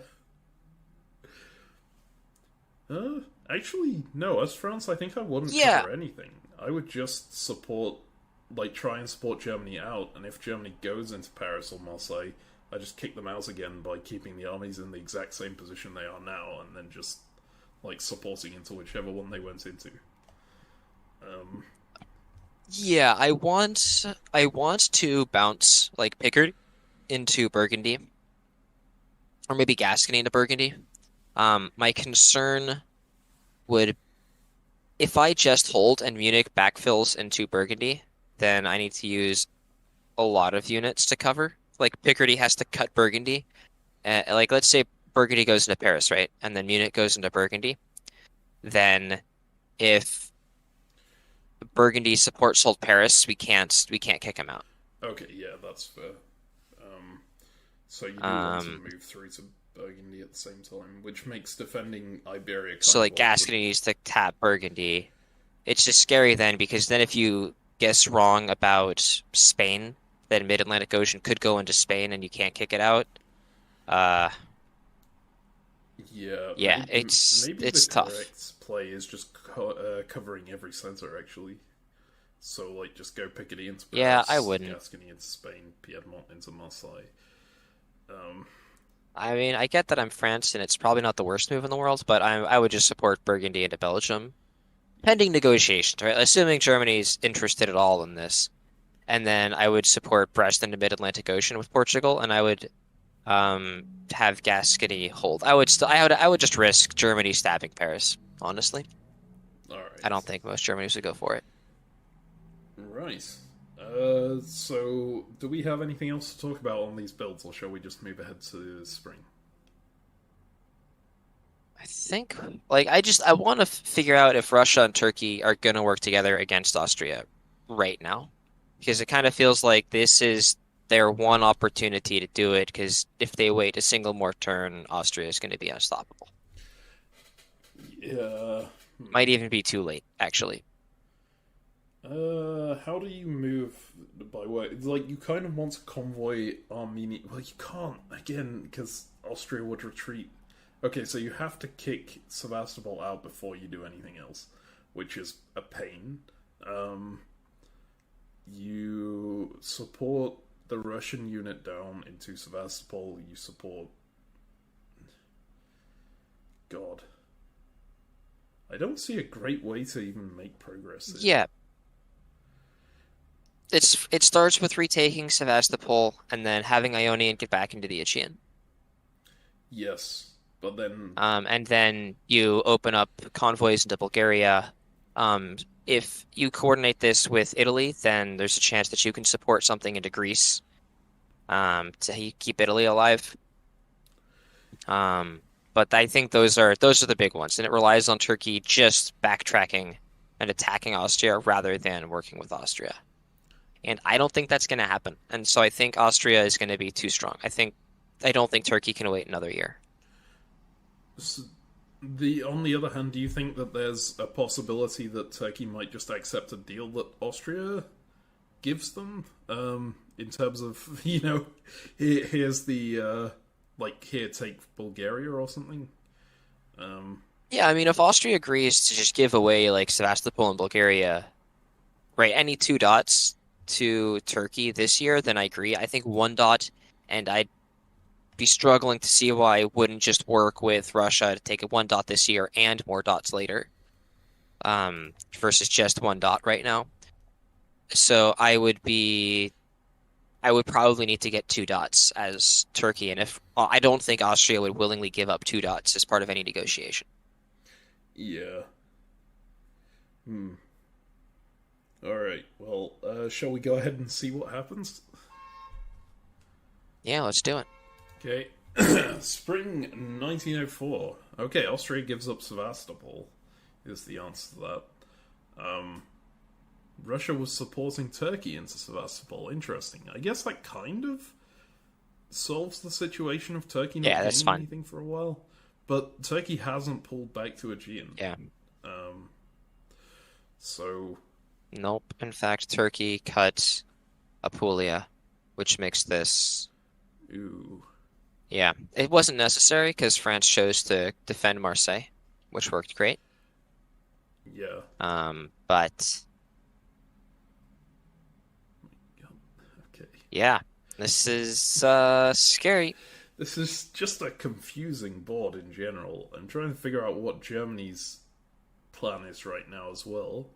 But I should probably focus on one part of the board at a time. So let's do the south, because that is probably the easier thing to look at. Austria is trying to rearrange to put units in Bohemia, which is an odd one, because I would have expected Cilicia to, if they were rejigging to try and attack the Russian. They do pull out of Tyrolia as well by attacking Venice, so it doesn't look like it's an anti-German move. Maybe Germany just made them aware that they were going to Cilicia, and so Austria was like, okay, I'll need to create my line one space further back so that I can push into Cilicia next turn. But Yeah, it feels like that's what it is. I think Germany tried to slow down Austria a little bit and didn't want Austria to break through the line here. And so they were trying to move to Cilicia to shore it up. And I just think that there was some leak that let Austria know, or Austria would just figured it out and then made these moves to try to prepare to take on the whole world at once. Yeah. And I think Austria is doing really well out of it, considering they took Venice. They won't gain a build because Turkey has Sevastopol, but it's still a really nice position. And considering Turkey is still on their front line and working with them in Ionian, I think they are still clearly the board leader, right? This is Yeah, no, this is great. yeah. And so that's basically everything there is in the East. We see that Italy clearly doesn't trust Turkey for good reasons, so self-bouncing into Tyrrhenian to stop that fleet getting through. And so now we can look at the West, where we see, I think the big one is Brest ending up in Mid-Atlantic Ocean, and then Mid-Atlantic Ocean choosing to retreat to North Atlantic Ocean rather than somewhere into the south, like Western Med. They could have retreated into Spain, even, which would have been... They could have, but there's still the army in Gascony and Portugal, so it would likely have been kicked out. This is true. But I think that would have... And Fleet Mid-Atlantic Ocean for sure. But I think Western Med is the tempting one for me as well. Just keeps pressure on Mid-Atlantic Ocean, also has pressure on Spain. I guess because they retreated from North Atlantic Ocean to Norwegian Sea, they felt that they're trying to be more defensive of the mainland rather than putting pressure on France right now. I guess. Yeah. This whole West is just so full of contradictions to me, right? Why was the German army going into Burgundy in the first place while they were stabbing England by helping Russia into Norway?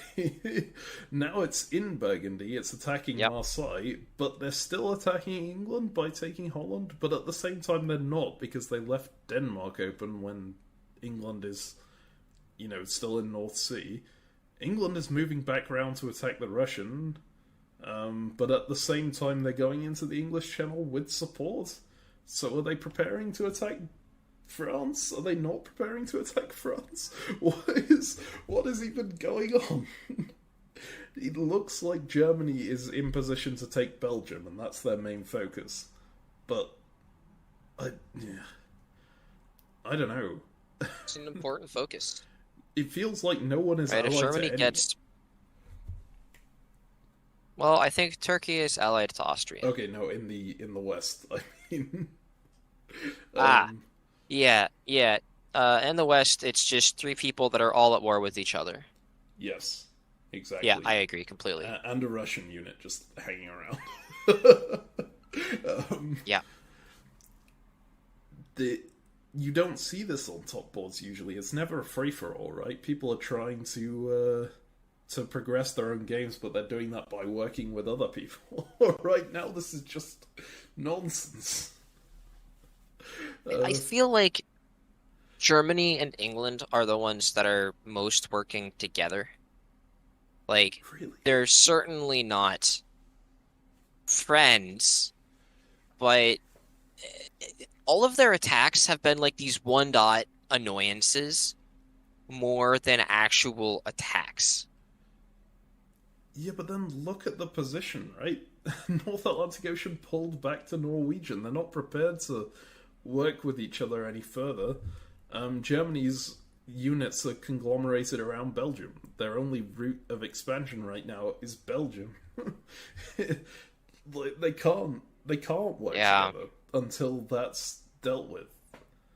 I don't know. Maybe we'll see. All right, everything sucks.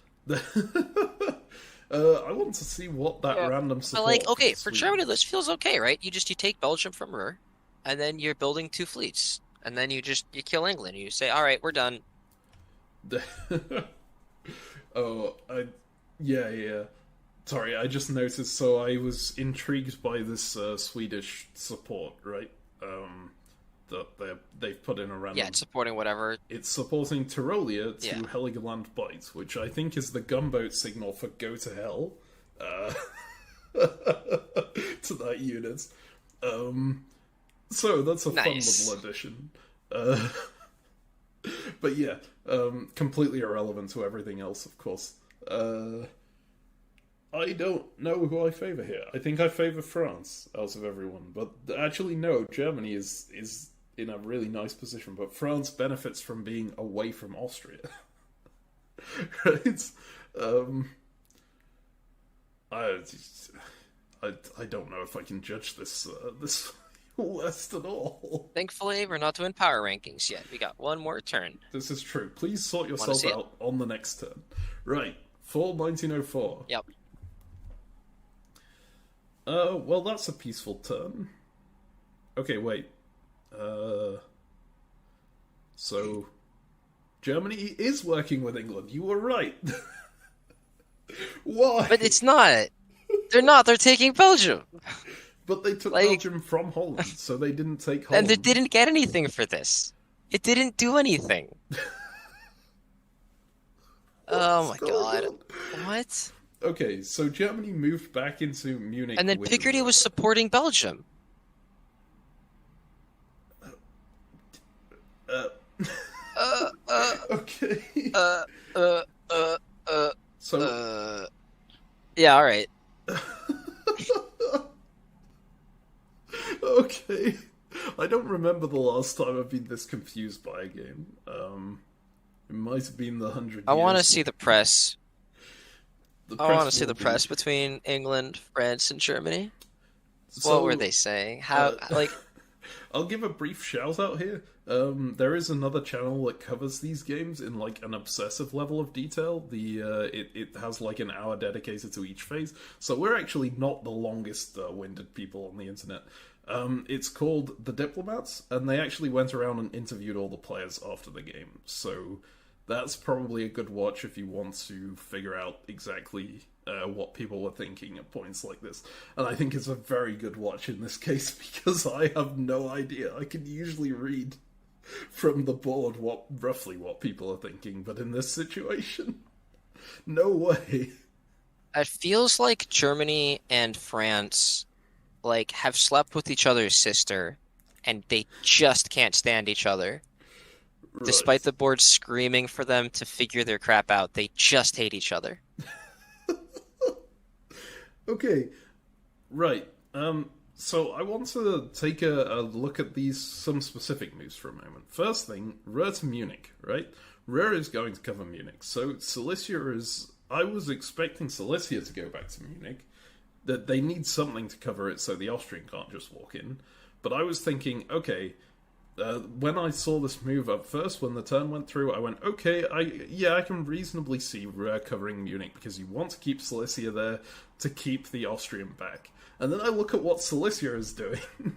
It's like, hang on.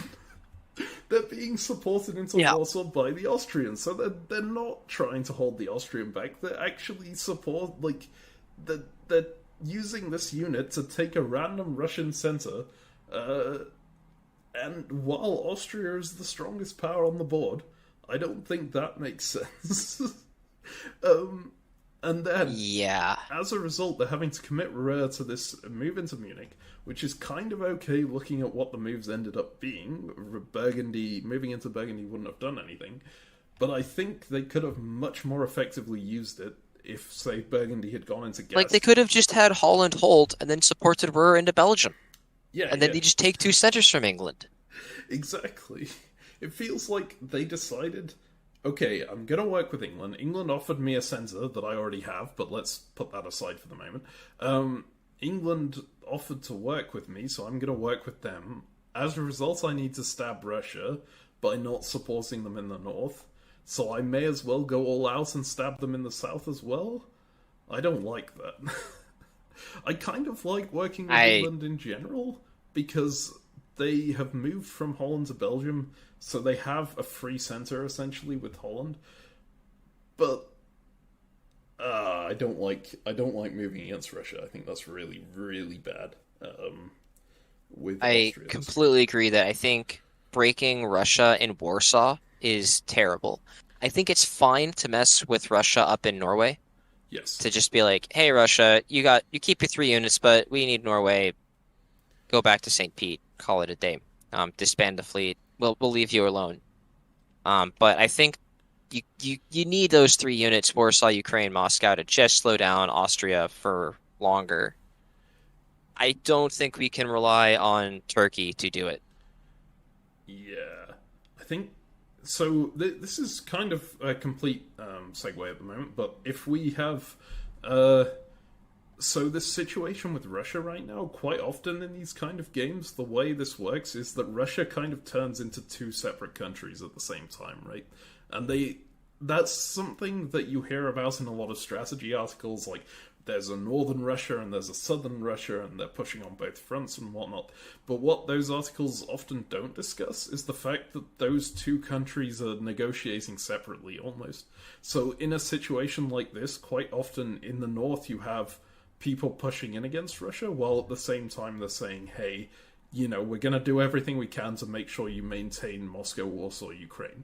And, don't take it the wrong way that we need to fight over Norway. That's, in a top board, a Russia will understand, hey, okay, these people do need to do their negotiations and their wars in the north and whatnot. And I can do what I can to leverage that. But at the end of the day, I'm probably going to be kicked out. So there's almost this different level of negotiation where you're allied with the person on one front and you're at war with them on the other, and somehow that's okay.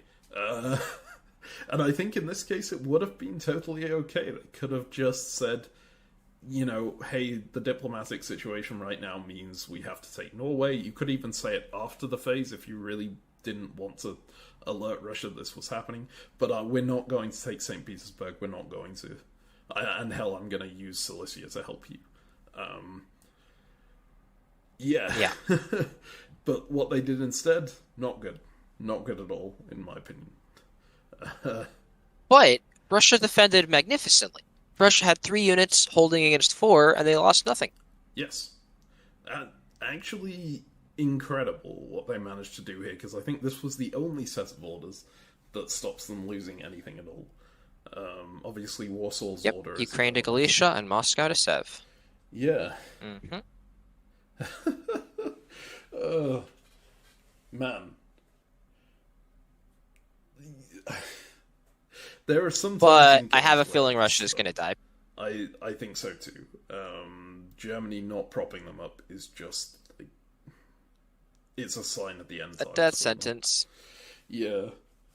There's only so long you can get lucky on your you can put in the best tactics in the world, but eventually you do need to continuously get lucky in a situation like this as well. And at some point they'll. If they have more units than you, they're gonna be able to break you down. That's just how it goes. Yes.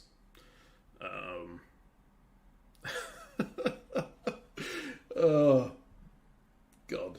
I'm glad you're here, because this is a situation where I think I would just stare at the board and go, what? For the next, 10 minutes. Yeah. Well, thankfully, we're not going to do that. We're going to look at what's going on in the south, which is absolutely nothing, except for a support to make the self-bounce not work. So, guesswork. Things might happen in the south, but really we're going to see what Italy disbands and figure it out from there. It's slow and play, then but we see sense. England's making... Sorry. Yeah, I mean, what else? Look, Turkey's +1. That's all Turkey needs. Build probably fleet Smyrna, get it into the Aegean, and then things will be okay. Yep. And yeah, in the West, we see that England is having a great turn, right? We expected England to be down minus Holland and Belgium, and potentially also not taking Norway off too. But instead, they only lost Belgium, and they got Norway. So England's still neutral, feeling great. Incredible. I would not have predicted that. Let's see the builds and do power rankings. Indeed, let's go to builds. Winter 1904. So when we said... Oh, God. When we said... Well, when I said, hey, I hope this board sorts itself out on the next turn, you said we've got a year, half a year before power rankings. I don't think it did.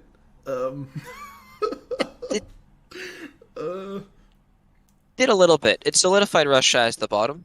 Yes. Okay, I will do that real quick. But other than that, not much. Yeah, for sure. Okay. So, Oh God, the Ukraine disband feels so terrible.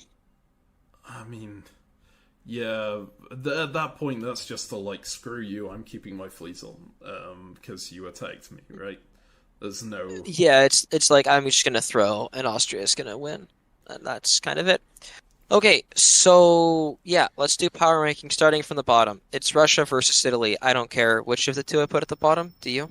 I think I put Russia at the bottom because they're gonna lose their north, right?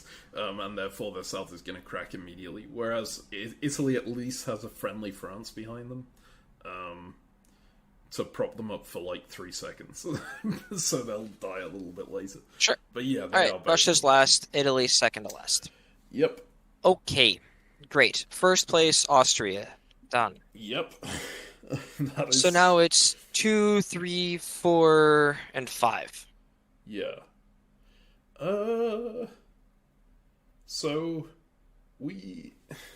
This is a really tough one, right? Because I think France has a fine position, but diplomatically they're doing really badly right now, in that Germany and England are working together against them. But then this West, we've seen people flip flopping continuously, so who knows what will happen on the next turn. Um, Yeah, and like as France to have lost Burgundy, Picardy, and English Channel with hostile units, normally you're and like you have an army in Piedmont that's not great. You're usually feeling kind of terrible. But as is, the Fleet Picardy doesn't do that much. Like um, Brest is lost, which yeah, is always a painful thing. if Burgundy taps But is it Paris, lost forever? does Burgundy tap Paris? I think it Yeah. probably should. With Army Kiel, I think it finally does. I think the EG finally knows what's going on. Right, because it's probably a trade of Holland for Brest, right? For Yep. assistance into Brest. Uh, okay, so yeah, I think France can't be higher than Germany or England now. Where does Turkey even come Yep. Rather be Turkey than France, in? Yeah, I kind of get for that. Like, sure. I feel like if anyone I'd rather be accepts, Turkey than anybody in the West, honestly. I think see, Turkey is second. I kind of get that. I was thinking along those lines because the thing with Turkey right now is I don't think they have a very good chance of winning. But if anyone except Austria is going to win, I think it's most likely to be Turkey because something will have to happen to Austria first, right? Yeah, Um, it's like Turkey stabs Austria. They find some time when it works out. And again, I thought it was last year. I really thought that last year was Turkey's time when they had to strike to prop up Russia and Italy to keep them alive and then use their units as well to overtax the Austrian. Like, because last year, if they'd found a way to make it happen, then Turkey's 3 units, Russia's 3 units in the south, and Italy's 4 units is more than Austria's 8. But now, after Russia's disbanded a southern unit, Italy's disbanded a unit. Turkey's gained one, but it's now only 9. And the units are just so hard to coordinate. I don't think they can work together now and beat Austria anymore. I yeah, think they'll need to rely on Austria not defending effectively for that to work, or assistance from Germany or France, which we could probably get some. But I think that the war would have gone great for Turkey had they struck last turn, but they didn't. So we'll see. Either way, I think Turkey is still in a good chance to find some stab opportunity at some point, and maybe they can do it, take 2 dots, in a fall turn if they get lucky, and then build 2, and then like, hey, then they're on 6 and Austria's on 6, and Turkey's got all this momentum. But it's gonna be tough. But that's more likely to work than whatever France has got going on or whatever Germany's got going on with England with a million fleets and all of the places. Like they can't ever win. yeah. Okay, so I'm upbeat about Germany still, I think, just because Germany is looking to get probably another fleet at the end of this year, I would hope, just by taking Holland off. But yeah, England has a lot of fleets, and that's going to be problematic. Um, Yeah, right. It's like if you build the fleet, sure, then you're gonna have three fleets to England's four or five, five. five, and like, ugh, yeah. Yeah. It's tough. I think Germany is definitely number one in the West, right? Because they're about to get Yeah, Holland. I agree with that. Yeah. So if we have Austria, then Turkey, then Germany, then I think England, and then France, and then Italy, and then Russia at the bottom. Okay, so remember when we said that Germany was for sure first in the West, and we just said that, and like we both agreed without really thinking about it? Yeah. What if England stabs Germany right now? Again. So Again. if England doesn't bother taking Brest, right, they can take Belgium. Yeah. And what? They can get Helgoland. Denmark if... they can get Helgoland at the same time, but then they lose Holland as well, right? Yeah, but we established that I don't care about Holland. But they can't get something into North Sea and take Belgium at the same time, right? Which is painful. That's true, but I don't think you would go for it. I would just go for Helgoland, North Sea, Skagerrak, Norwegian. Interesting. Picardy to English Channel. God. Right. Just actually say, no, I'm going to take Denmark. I'm positioned to take Holland if you take it from me. And then we're going to... I want to do a move like this. To just say, actually, Germany, no, you're dead. Okay. Which is funny, because we can finally take Brest. Exactly. This is it, right? Looking at it in isolation, okay, yeah, I can see how the stab would make some sense, right? On Germany, you just throw in everything you possibly can and go for it. Looking at it not in isolation, at the rest of the game, it's insane. Why have you been going back and forth and back and forth and back and forth all this time if you're just going to go back and forth again? Well, okay. Forget about the past turn. So what matters is what's best right now. Who cares? I think if you push this hard again, like you do everything to try and get France into this bad position at this point, you have to finish the job. There's no, just don't. It feels weird. Don't listen to the Ezio on your shoulder. Right, listen fine. to the meme. Go for France. Yeah, fine. But no, I would tell Russia what I'm doing and have Russia move into Norway, and then I'll support Russia into Sweden next turn with Skagerrak. And then I'll be set up to take Denmark and or Holland and be fine. I mean, that's super interesting. We'll instead just take Brest. All right, let's go to the spring. It's like England hasn't really stabbed Russia. It was Germany who did, so yeah, you could see them doing that. Okay, I'm gonna move to the spring.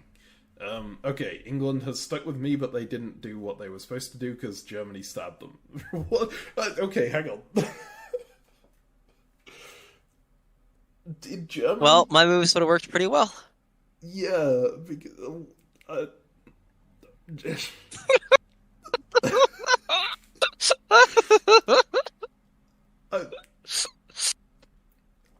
I just can't. This feels so stupid, man. I'm out of words.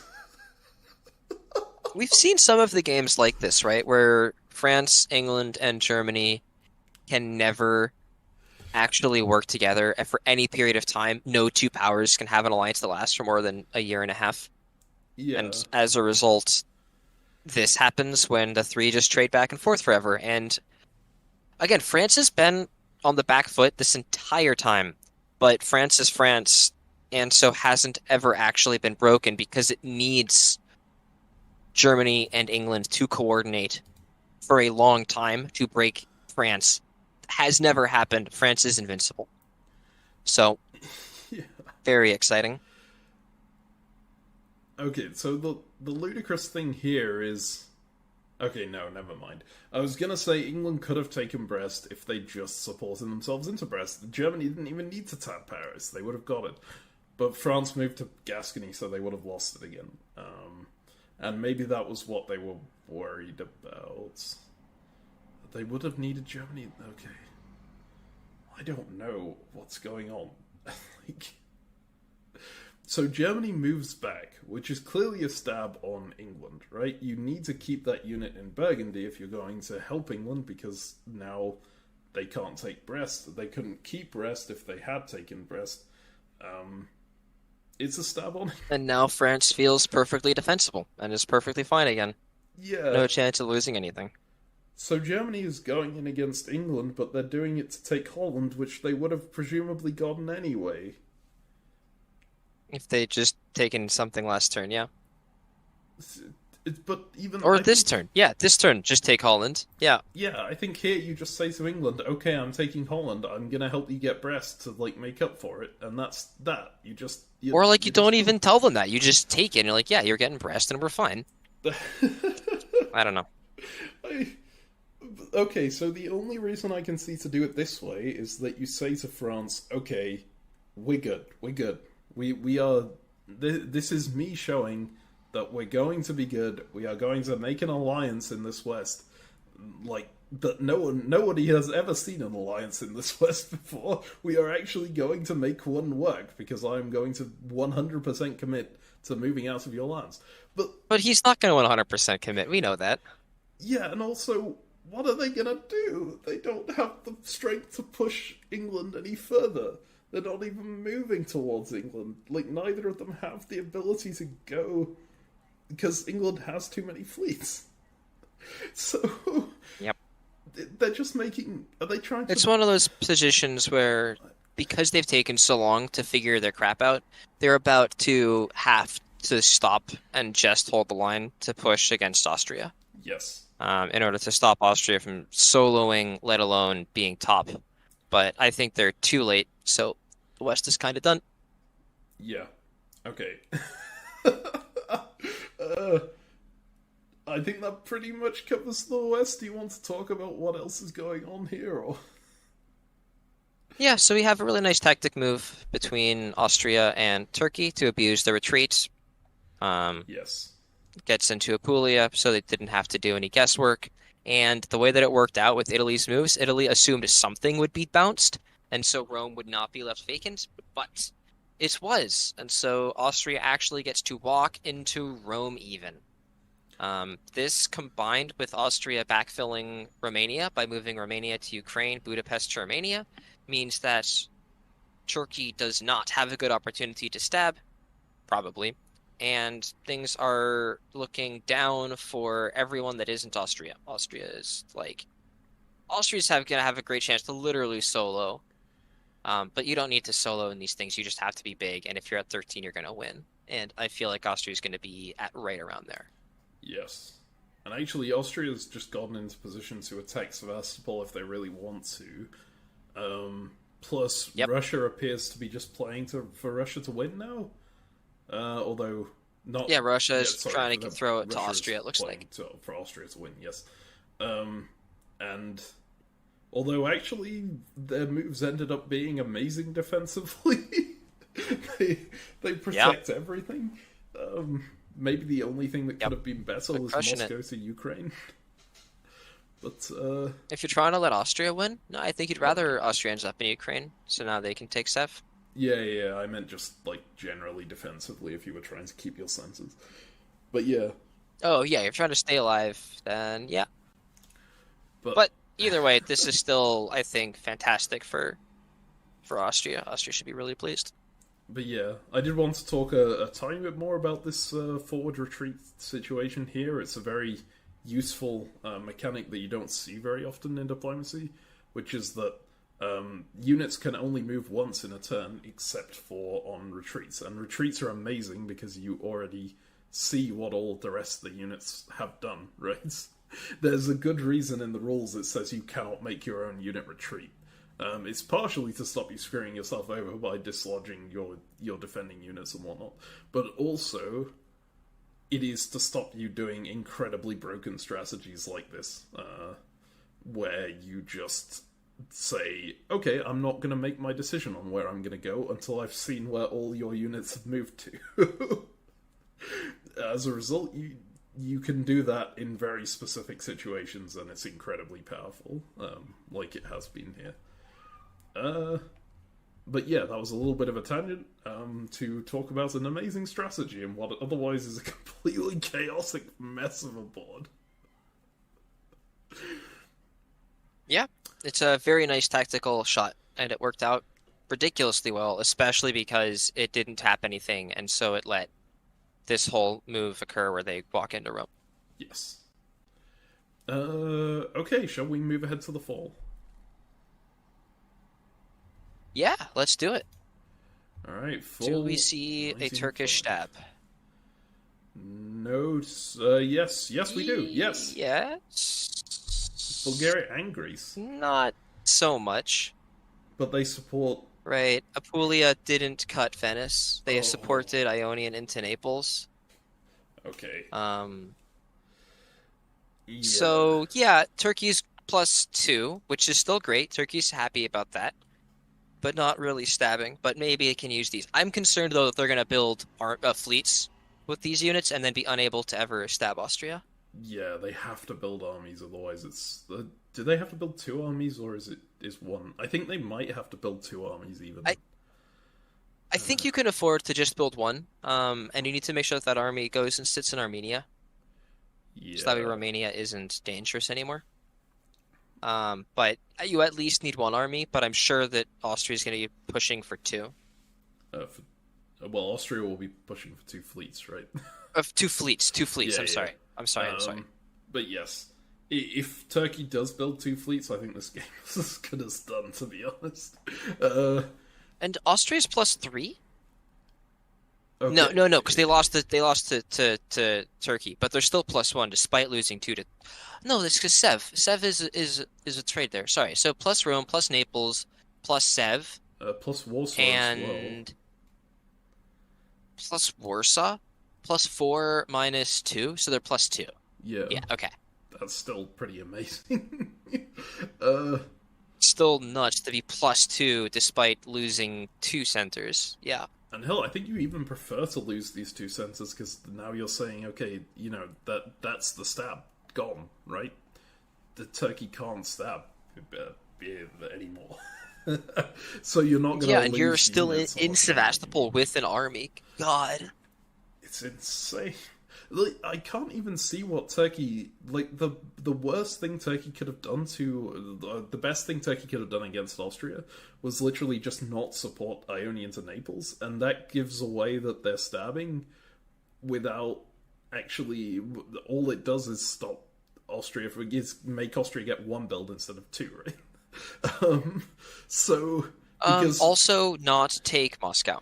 Well, Russia was supporting Austria into Sevastopol, so if Turkey doesn't take Moscow, then Russia just works with Austria on the next turn to get them kicked out. So I think this is actually the best thing Turkey could have done, and it's giving the game away, kind of. But there's not anything better they could have done. This was just like the only thing. So, yeah, it's depressing, but it's why Austria's position has been so strong for so long. There's really nothing anyone can do to stop it. Yeah. And so now we look at the other side of the map, though, where we see England just take everything.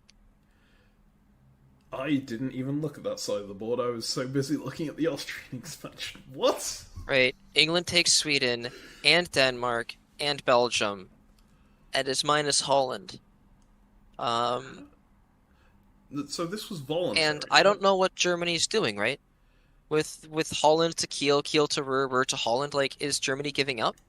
Are they pissed? Like, I don't understand at all. So my first thought here is this has to be, like, something that Germany has agreed to do, because they moved Sweden out into Bosnia, which you don't do unless you've agreed to work with England, right? But then I don't get what the cycling over here is, because you don't need the fleet in Baltic Sea. This looks like it's just putting a fleet up to Baltic, but it's far more important to get those armies into, like, Berlin or whatever if you're going to hold the line against Austria. And I assume that would be the reason why you would agree to do something like this. Is it that maybe... Okay, here's my thought. I think that they agreed with England to give up, like, one centre or something, maybe Belgium, and in return they would move to Bothnia and then support England over into St. Petersburg. They would try and negate this Russia-Austria threat together. And England maybe said yes to that and decided, I'm going to take everything at once, because I know you're going to... I have another idea. I think they are artificially increasing England's supply center count so they can disband England's fleets. Ooh. Okay, I like that. So then on the next turn, on the next year, they give them back. Yeah, we're going to see England build 2 armies, and then we're going to see those armies get convoyed out, and then Germany's going to take back some centers, and then England's going to disband some fleets. Okay, yes, I can see that. It's slightly more efficient than, like, forcing disbands of 1 million units. Yeah, I don't understand Although why I they would assume they would do this as Picardy. Yeah, forcing Picardy seems like it would have also worked, for sure. You could argue that stops the French fleets from mobilizing as fast, but the French clearly aren't all that interested in mobilizing fast because they're staying in Portugal right now. This lets Germany disband German fleets as well, which we don't need. Ah, this is true. Are they going to? Because they have to keep Bothnia, right? What else are they doing? No, okay, I think you might be right. I think this will be answered by the next turn, most likely. Clearly... Yeah, I think the builds will tell us.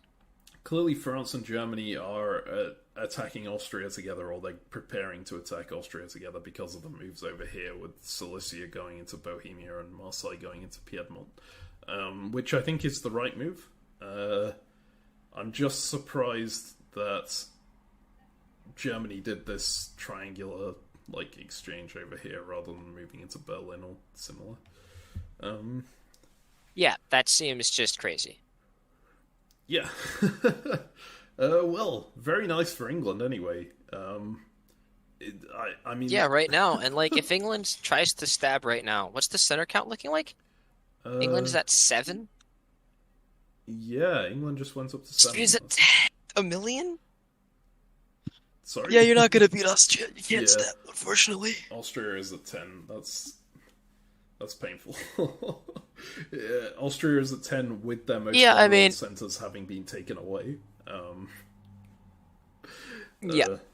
So at this point, honestly, I'm losing a lot of interest in this whole thing because I feel like we're just going to see Austria in first and we see everybody else try to stop it, but it's we care about who's going to get second type deal. I don't think anyone's stopping Austria. Right. Well, shall we move ahead to the builds? Austria's getting Moscow. Yeah, let's look at the builds and let's see what's going on. I'm curious to see if I'm right or if England's actually just stabbing. Yeah. Winter 1905. I don't have an explanation for the German moves, but... Well, I think you're correct. You absolutely called double army build. And the fleet came off for Germany. Bohemia coming off is weird. Yeah. But fleet coming off means maybe they are working together. It also could just mean that Germany's conceding Scandinavia and saying, yeah, right? I would have personally disbanded Army Holland if I was trying to fight rather than Bothnia, but look, you've lost all Scandinavia. Maybe you can convince England just fine. I don't have any fleets anymore. You can be friends and be fine. But I think this is them trying to work together. Yeah. Okay. All right. And Austria obviously gets 2 builds. Turkey had 2 builds, but they only use 1, which I think is kind of equivalent to building an army, but just not saying it right. No, because they can just move Sevastopol into Armenia right now. That's true. And then Austria just wins, right? Right, Austria is just going to be soloing, and so there's nothing anyone can do about it. Yeah, I guess the one thing is Turkey still has that unit in Moscow that Austria needs to deal with, so they can't immediately move into Sevastopol, into Armenia even. What if you Um, just attack Moscow from Warsaw and then Budapest to Romania, okay, Sevastopol to yes, that Armenia? that does work. Right. Yeah. Yeah, So, Fleet Smyrna. yeah, Okay, yeah, lack of an army does make a big difference here. You kind of did need to put one down. And I kind of get it, right? You hold off with one, so you say, hey, I'm doing what you wanted, Austria. You said you wanted 2 fleets on the board. I can't quite do that because it's not, it doesn't make sense for me to do. But I'm not going to antagonize you and build an army right now. I'm going to antagonize you in a year's time when I think you've moved far enough away from me that I can get away with it. But yes, the mistake here is you need that unit right now because otherwise Austria is just going to wipe the floor with you immediately. That is painful to see. But hey, it might not. It might not work out like that. We'll have to see. That's kind of that's everything, right? There's an Italian disband as well, but I don't think you. I mean, that's the obvious choice, right? You keep the one on that can still defend that and move around. All right, so spring 1906.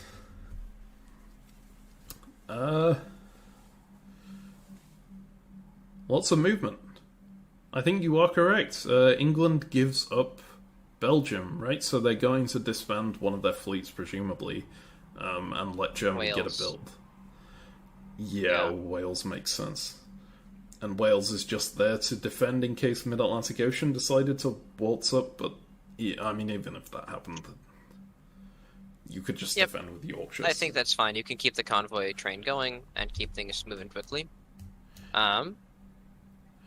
Yeah. So, yeah, I mean, I think we're in the end game now. We're not quite, because Turkey is still on side with Austria this turn. But I think the West is now all in on defending against Austria. We all need to work together to stop him from being the winner. So if anyone wants to win, we need to knock him down to size. The problem is it's just going to take whatever. The West altogether will not be able to take any centers from Austria in the next 3 years.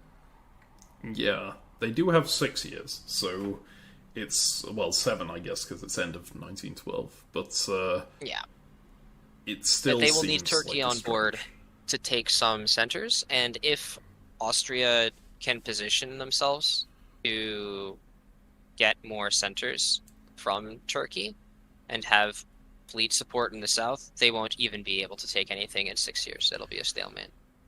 Yeah. So we didn't see Austria attacking Turkey this turn, right? We just saw them going and grabbing Moscow as Turkey advances. Do you think they're going to slide into Armenia on this turn, on this coming turn? Sliding into Armenia in the spring always feels kind of dirty, but maybe. Spring is better if you can. Maybe they feel like they can trust Turkey not to build an army at this point. In which case, there's no reason to go in immediately. I feel like you can't possibly trust them to do that because of the board position, right? Turkey needs to stab at some point, and I think this sooner is better than later.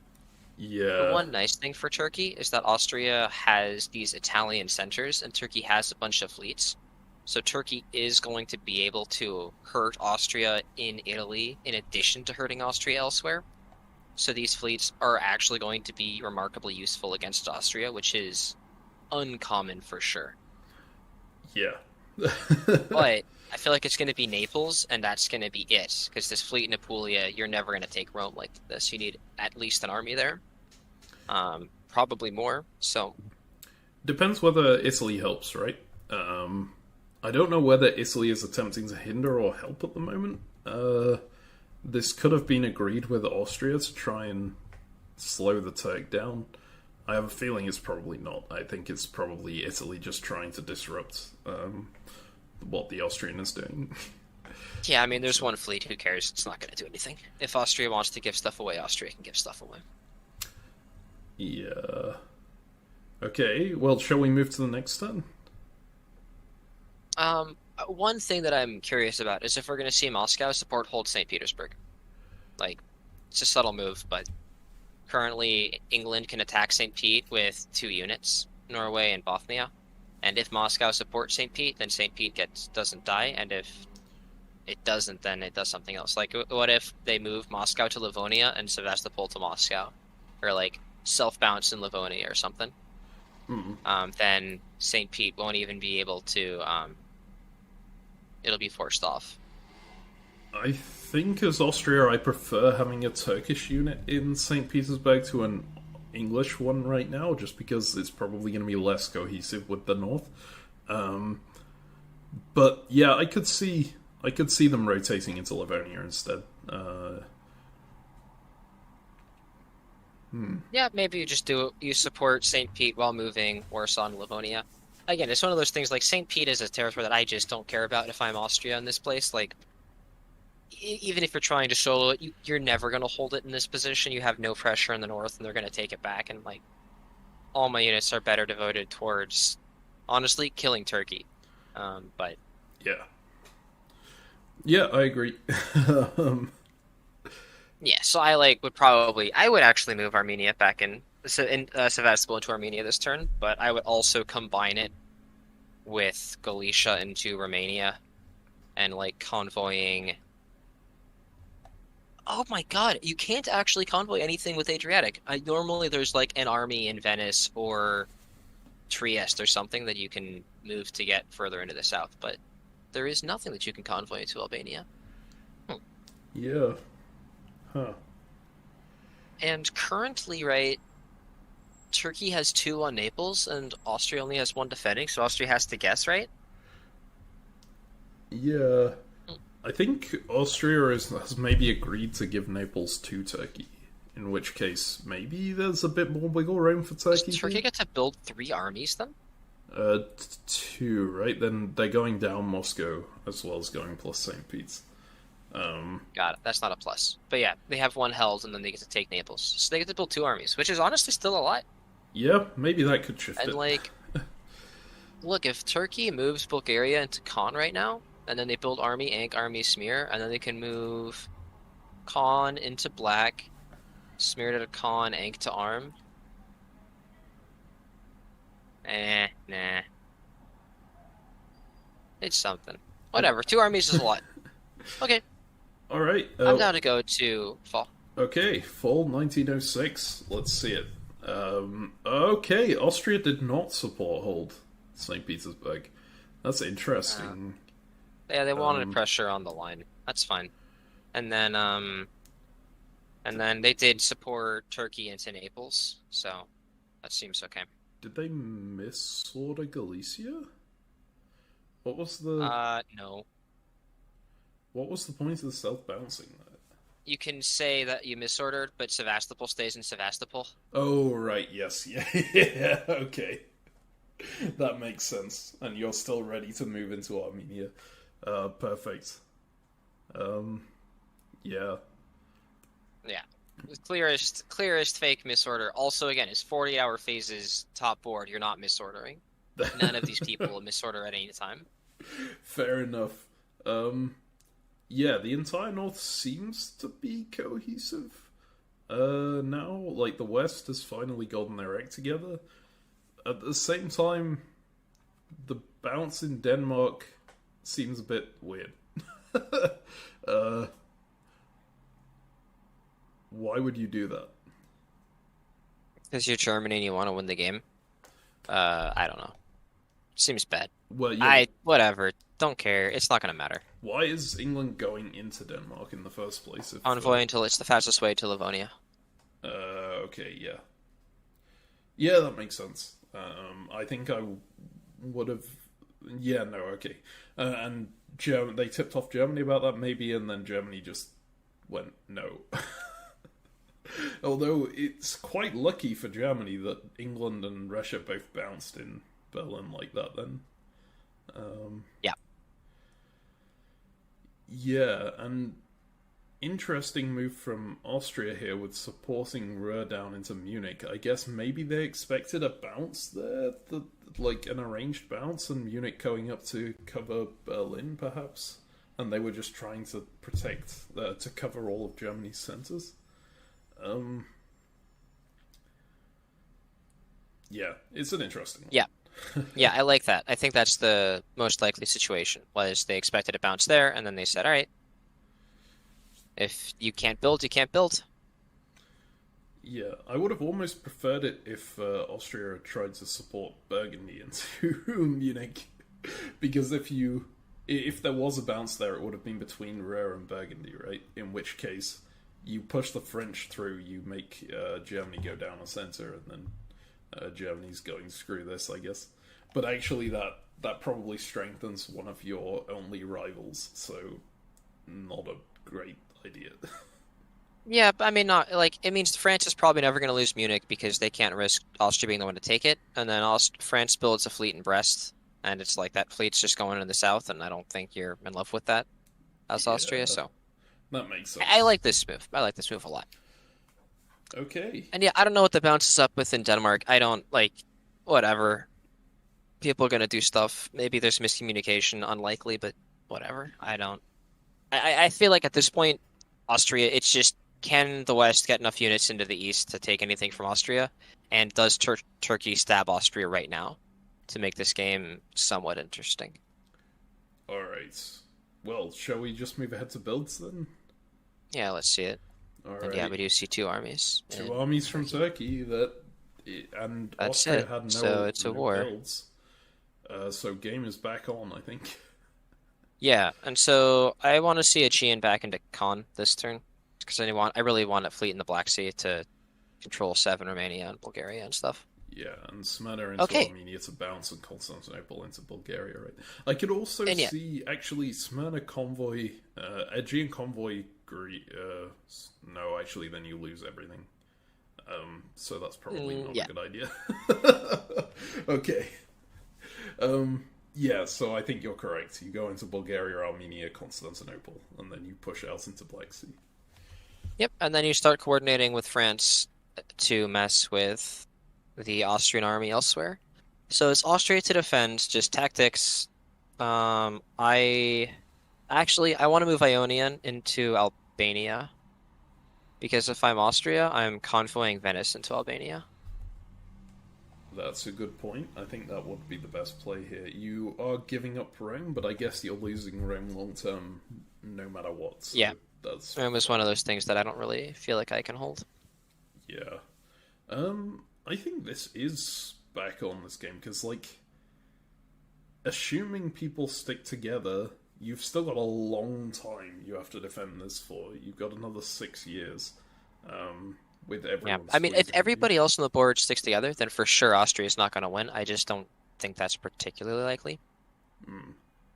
Because, like, Germany, right? I don't think Germany's going to stick to an alliance if they're not going to have a chance to win. I think France is growing, but France can't expose themselves to England, who still has this fleet in Wales and might be able to mess with them in the future. Like, yeah, what happened? we're going to see it. Wasn't We're going to that see Austria get pushed back, and then it's going to be interesting near the end again to see who pulls it out. Here's also where I really wish that Austria didn't give Naples to Turkey, right? That they found a way that they just moved 7 to Armenia last turn explicitly to just be like, nope. Yeah.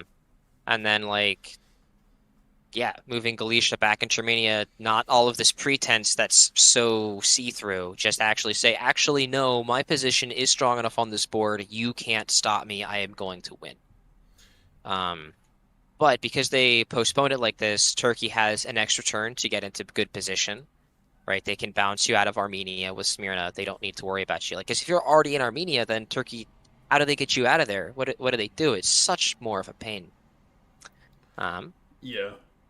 I agree. Also, I wouldn't have committed Warsaw up to Prussia, right? That's a line that's a move that you make if you're trying to like push the stalemate line and win that way. I don't think that's the way that you win. I think you win by killing Turkey, holding on to what you have and saying you're at 15 and it's over. But instead, Austria is going to end the game at like 9 right? Minus Rome. Like, that's not great. Yeah, I mean that 9 is it can well be a winning score. It depends what. uh, it Yeah, very much depends on the balance of the rest of the board. The fact it's that there just are like if still you're a three. 10 center Austria in '06 and you or '05 even, yeah, and you Yeah. end the game on 9 centers, that's disappointment. Yes, 100%. Uh, well, shall we see how this plays out in the spring? Oh wait, we have to do power Is this rankings. '06 Yeah. power rankings? Yeah, so Austria, Turkey, England, France, Germany, Okay. Italy. Well, Russia's dead. Russia is gone. I will take them Yeah. off. Goodbye, Slovak. Italy is definitely in last place. Sorry, what was your ordering there? Austria Austria, first. Turkey, England, France, Germany. Okay. Austria, Turkey, England, France, Germany. Um, I'm curious that you put Turkey in second here. Actually, no, I'm not. I think that's probably correct. Just because the West, like, this feels like a situation where the West should have a better chance than the person adjacent to Austria, just because Austria is so strong. But the fact that all three Western powers are still alive and all still in good shape means that no one there is likely to get a sorry to get a huge lead, right? And Yes. catch up to Austria. I So think England is the best, most likely, due to their position furthest from the line. They're going to have the fewest units tied down and most potential to stab the others in the end for a win. But I don't think any of them are particularly likely. Whereas Turkey, if the war goes well and Austria keeps too many units in the west, then Turkey just gets there. Notably, I don't think two armies is going to be enough for Turkey to actually crush Austria. yeah. Um, right. Well, let's move ahead to spring of 1907 and see how this bit plays out. Uh, well, Austria did Yep. not convoy back to Albania. You made different tactical decisions on that. Did manage to bounce Livonia, so they're not immediately losing. Oh no, they are still immediately losing Warsaw, right? Unless they commit Galicia to defend it. Yep.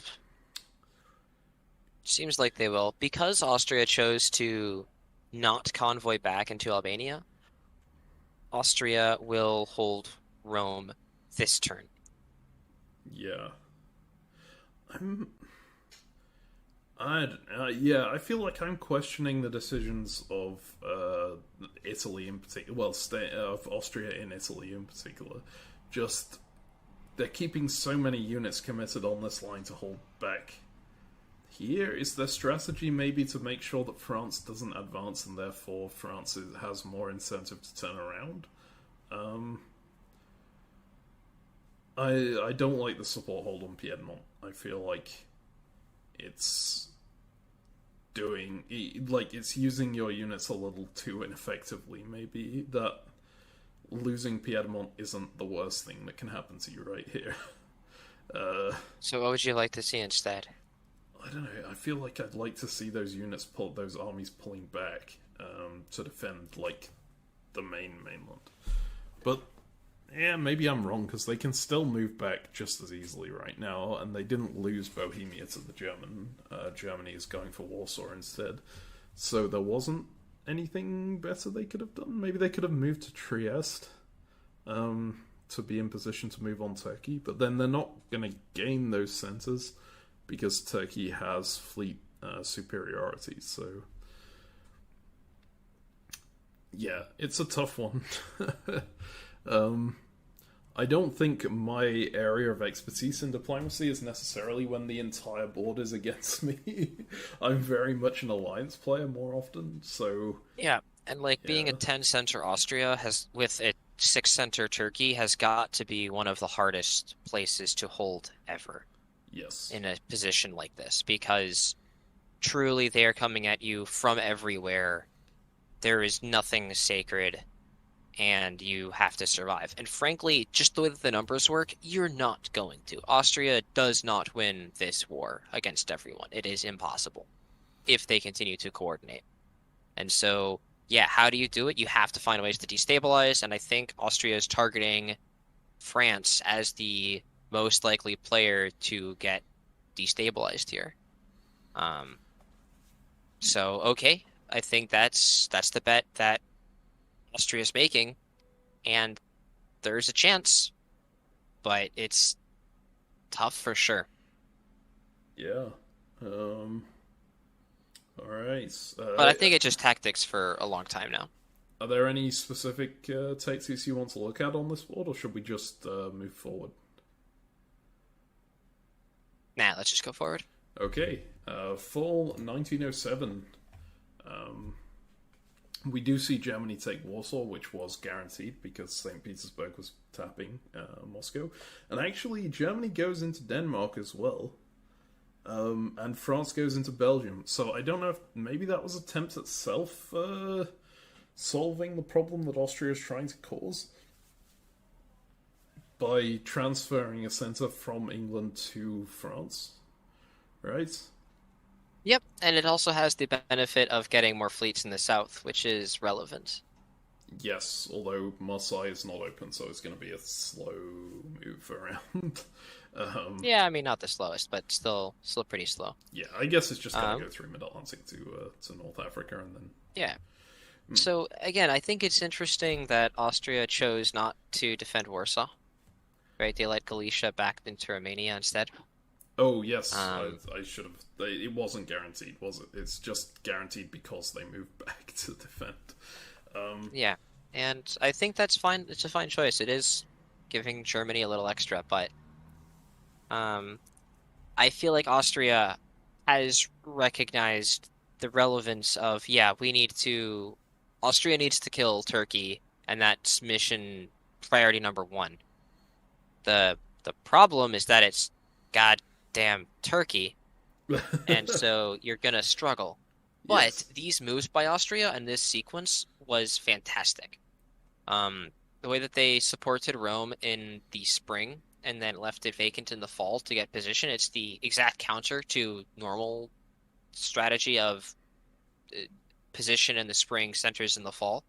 But Austria recognized that, uh, like, he next leveled them. And so he defended what they were attacking when they were attacking it, and then he took the turn when they weren't attacking centers to get good position. And now Austria is a huge favorite to take Greece, or Bulgaria and not lose Sevastopol. And if they let Germany grow a bit in the process, that's okay. Austria's long-term problem is that they're not going to break the Turkish homeland ever. And so Sevastopol, Romania, and Greece and Serbia are going to be pressured forever now. And Germany is eventually going to flood, and Austria is going to get cooked. But I think these tactics are Austria's best chance, and they just have to hope beyond hopes that Germany's two builds are two fleets. Yeah. I would not expect Germany's two builds to be two fleets. I think they would be. I Um, expect zero fleets to be built from anybody on the board for practically the rest of the yeah. game. Well, except Except for maybe France. France. Yeah. Maybe France building a fleet Brest to go down south. Yeah. But yes, I really like the point you make about. I didn't really think about it that way, but spring is usually the turn where you move for position. So this is exactly what I was saying. I didn't like the whole holding Piedmont, for example. You didn't like the fact that you wanted them to convoy back to Albania on that turn.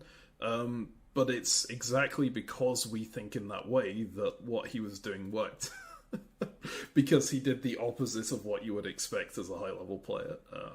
Yeah, right. It's Yeah, like Turkey attempted to exploit the normal move, and then Austria recognized that the normal move, right? If Turkey is going to exploit the normal move, then he needs to do the opposite, and it was great. yeah, Worked fantastically. yeah. All right, and now he's really well positioned. Albania, Serbia, Romania can push into Greece and Bulgaria. So, is there anything else here that you want to look at?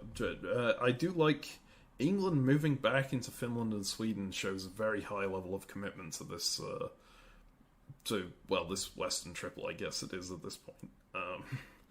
It's like, okay, I'm definitely not going to threat you. I'm even going to impede my ability to get units into Livonia, to not impede you. Yeah, I mean, what units? Well, Army Norway, I think is, but they would have had to move that via Sweden. But yeah. So, well, shall we just keep looking through and see how this turns Yep. out for the moment? All right. I think so. More or less, just pretty fast. Let's look at tactics and see where things go.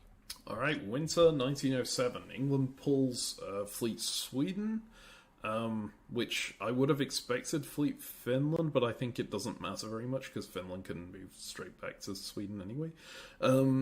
Austria pulls Army Piedmont, and exactly as you thought, Brest gets a fleet down, and Germany puts an army. I just realised Germany doesn't get two builds after all, right? Because France took Belgium off them. So it's one army. Oh, yeah. Only +1. For sure. But yeah, that is as expected, I think, across the board. I like the Piedmont disband. I think it's the... Well, maybe Fleet Rome was also a consideration there, but at least Fleet Rome ties down some units for a little bit. Yeah, I would have disbanded the fleet because I'm Austria and I don't like fleets. But totally fine. They're all... It was a unit in the Italian peninsula, and that's the relevant part. Yeah. They're all going to be okay. But yeah, let's go to spring. Let's see how fast Austria collapses and who gets the most. All right, spring 1908. So Austria grabs Greece here. Wait, is there a stab? No, there's no stab in the west by the look of it. It was just a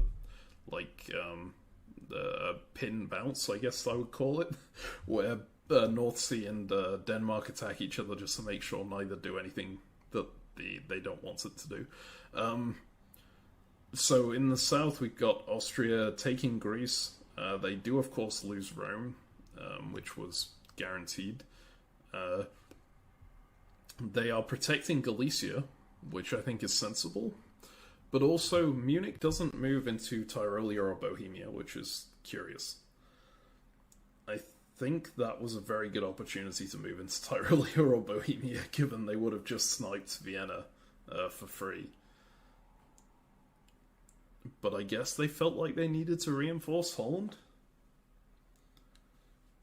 Yep, it's this fun thing, right, where yes, Austria is clearly no longer threatening enough to actually solo this game anymore.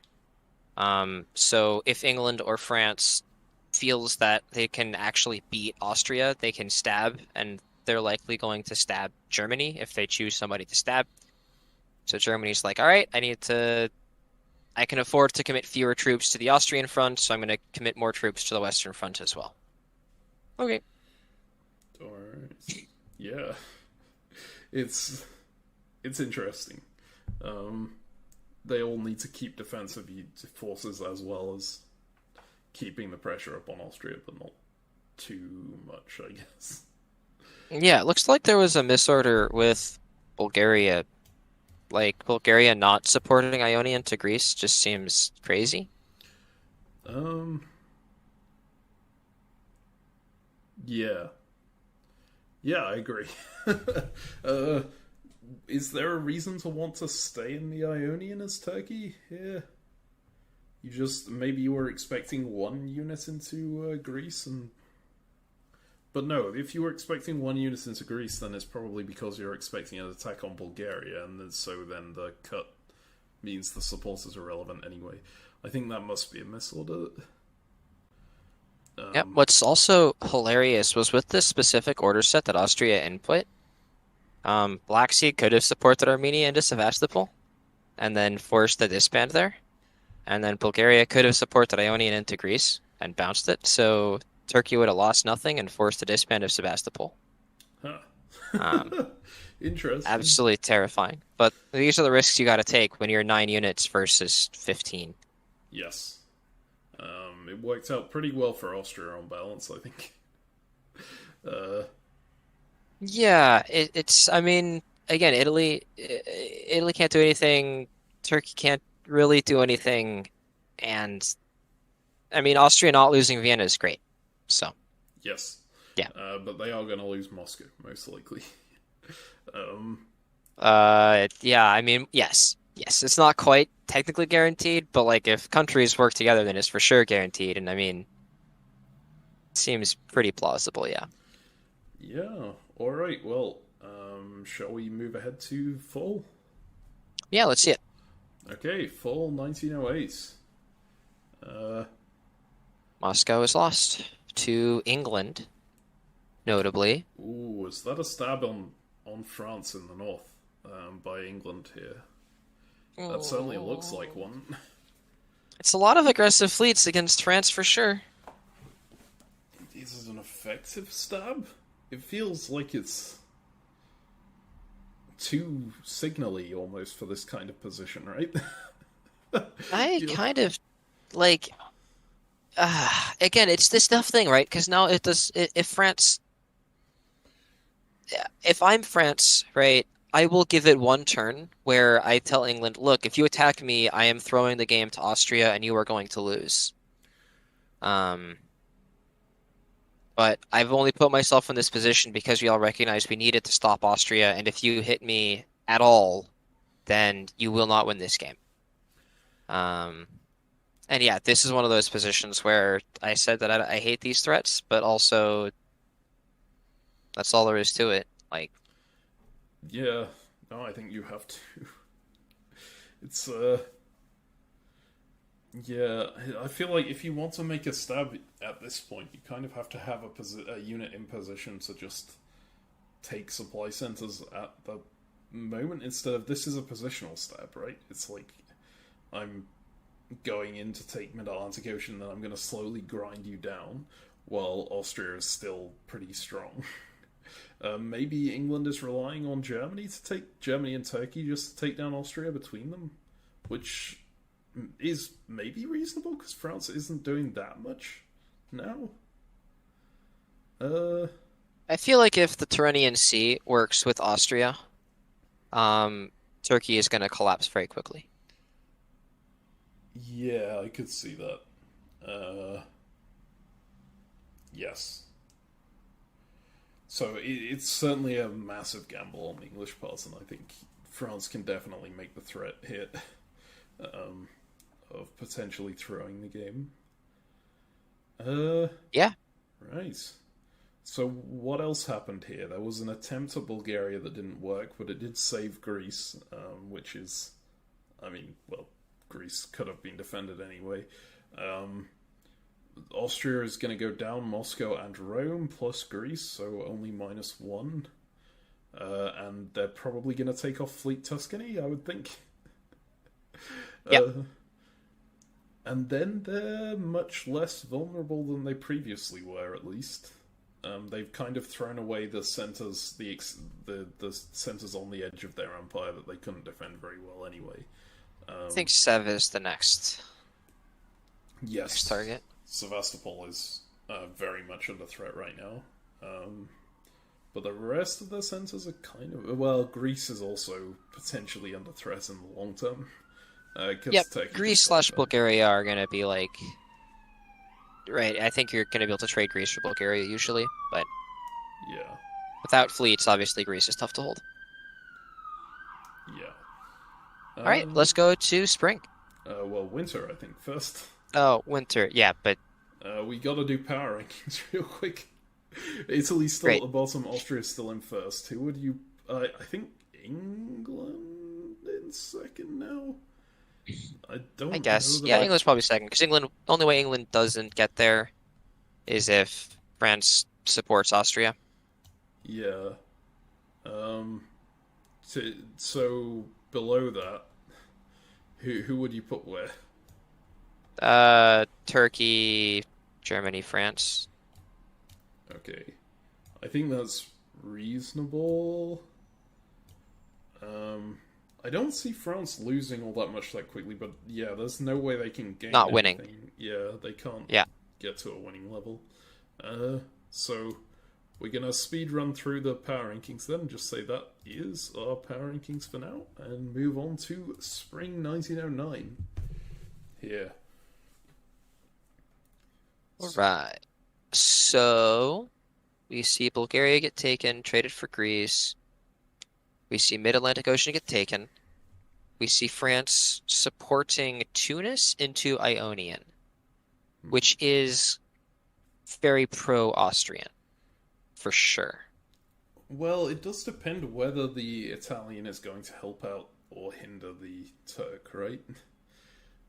It's possible that the Italian is on side against the Austrian, because Austria was the one who stabbed them. What's the Italian unit in Ionian gonna do? It could go into Adriatic, maybe? You're right, though. They don't really have any... Because Greece is now under Turkish control, it doesn't really have that much it can do. It might have just been that much anti-Austrian that it can do. It can, of course, mess with Turkey very effectively. I think it might have been an attempt where Ionian was going for Greece, right, but without support. So if that hadn't gone through, maybe this was an attempt at making sure that it could retreat to Aegean. And then you have the units surrounding Greece. So I could see this Italian unit being anti-Austrian still. Yeah, it's possible. I suspect not. And I'm curious if we're going to see Austria support Tyrrhenian Sea into Rome and Ionia into Naples, because that's what I would offer as Austria. It would be interesting, yeah. Then Italy would be back on 2 after a long time at 1. It would be back on 2, yeah. Yeah. Something interesting in the north, so Austria manages to defend itself against any attack on Sevastopol here, and the attack on Ukraine by correctly predicting that the northern powers aren't helping Turkey, and Turkey isn't, or they're not directly helping Turkey they want to take it themselves, right? So, interesting little bit of mind games there. And Austria manages to guess right tactically on the... this is kind of all they could really do. But Germany goes for the aggressive moves of trying to take Vienna and trying to take Tyrolia, whereas they could have just supported themselves into Tyrolia. And they guess wrong. That Austria manages to hold them back everywhere. So good turn for Austria, I think. I think this was a great turn for Austria, yeah. And the big one, I think, is France supporting Italy into Ionian. I think there's now potential for Austria to get there. Right, yeah. Yeah. I'm interested in France retreating to Gascony as well. I guess it's just I will defend Brest under any circumstances here. I'm gonna put...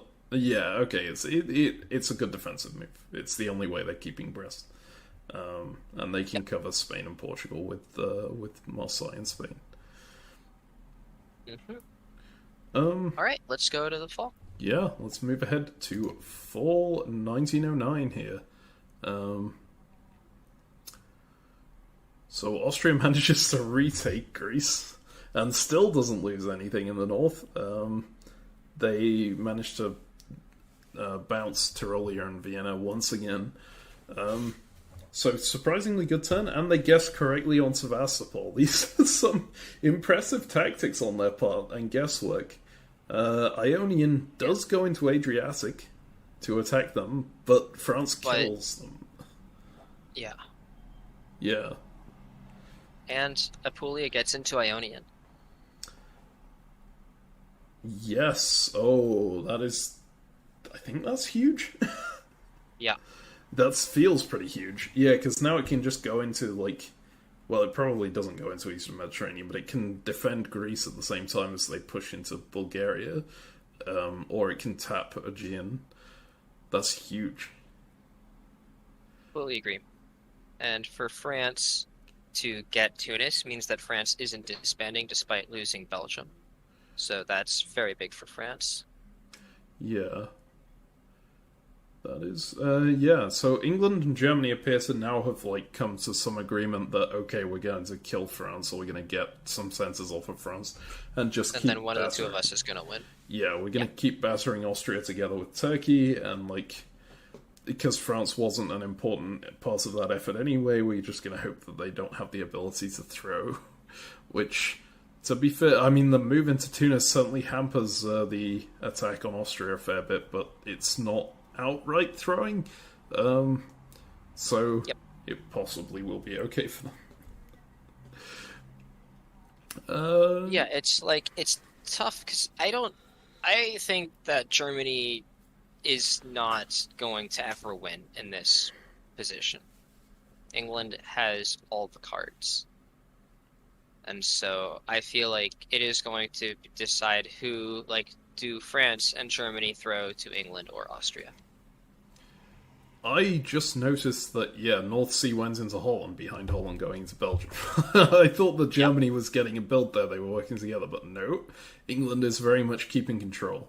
And I think if that's the case, if you're being, pressured by England into, you have to give up supply centers here and there and whatnot, you're not giving me an equal chance. As Germany in that position, I would probably just go, Austria's probably earned it more. I'm not going to just give up my centers to England for them to win.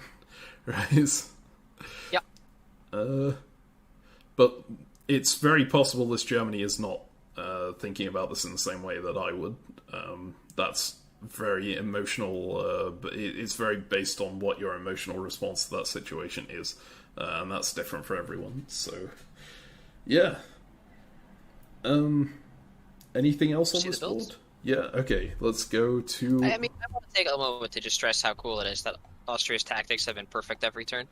Yes. Austria has 4 units that are sitting here fighting in just 5 plus, and despite of all this, they haven't lost any centers this turn, which is, especially in this specific tactic position, they don't have the Black Sea and they have all of the places bordering it. Normally, you're of course going to lose, but Austria's just done a phenomenal job guessing and outplaying Turkey and England. So I wanted to stress that. But let's just go to the winter to see builds. Yeah. All right. Let's go to winter 1909. Adriatic comes off. Liverpool goes on. Is that the only change? I guess, yeah. Just like it. France took Tunis off of Italy. Germany took Belgium off of France. England took Holland off of Germany. So that's where the chain goes, and the fleet gets rebuilt in Liverpool. So all this turn accomplished in terms of the anti-Austrian alliance was moving a fleet from Adriatic to Liverpool, which is a little counterproductive. But they did make a little bit of progress against France as well. Yeah. Yeah, let's go ahead to the spring. Okay, spring 1910. Ooh, boy. So there, and again, the game has an end at the end of 2012, or sorry, 1912. 1912, yeah. Yeah. Okay. So that's this year, and then 11, and then 12 is the year after. Yes. So there's 6 more potential turns. Yeah. Okay. Germany here is going for the win, I think, or they're at least going to screw over England. I wonder if Holland wasn't arranged, because the move Looks into like Sweden, yeah, it's not so much the move. If it was just the move into Sweden, I would be like, okay, Germany is probably trying to push for a tiny chance at a win to get But some also control back. leaving Bohemia.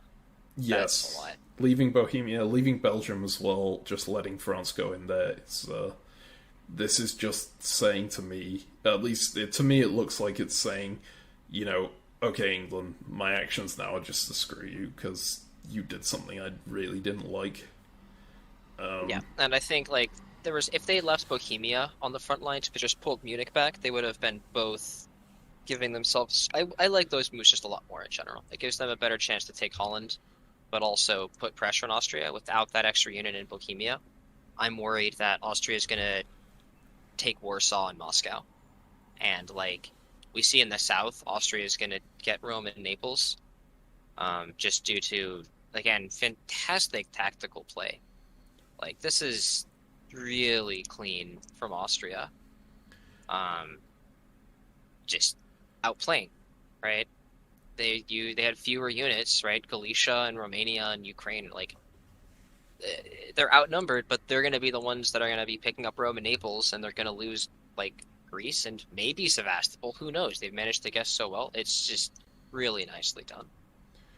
Yeah, I would like to talk about these tactics a little more in depth because I think the idea from Turkey was I might lose Bulgaria anyway, right? But I'm gonna defend this in the way that if Ionian is trying to tap me in Aegean, I can still defend against two. So if Romania is trying to defend like Galicia or trying to defend Sevastopol or just going up to Galicia, I can hold Bulgaria this way. I don't know that I like Bulgaria moving back into Con. I feel like maybe the idea there was we can bait Ionian into Aegean and get the fleet out into Ionian, just actually make progress on the Balkans. That feels like a bit of a long shot, but Austria completely counters it by just not going for Bulgaria at all. They say, hey, okay, I am going to go where you least expect me, which is Apulia right now, and go all out to take that, to take these Italian centres, well, Turkish-Italian centres. And they're set up beautifully now, because there's no unit in Aegean to tap Ionian anymore. I guess Tunis can still tap Ionian, but there's nothing to defend Rome. So... And you can't support Naples into Ionian as Turkey anymore. That's true. So you can support that in with Apulia. Rome's fleet can't tap Apulia. Practically guaranteed. France can choose to mess with it. Yeah. Right. And then, yeah, as we mentioned in the north, it looks like the two powers are just going through England, which at this point is not a way that they can win the game because Austria is still quite strong. Yeah, I mean, France might be able to gain a lot still. So France can use Tunis to stop Austria from getting much. It's okay. I think Germany, again, the one move that really raises my eyebrows is Bohemia to Munich. Yeah. But I think he's scared, right? France could try to walk into Munich, and like that's a lot. Yeah. Yeah. All right. Well, shall we go ahead to the fall? Yeah, let's see it. All right, fall 1910 here.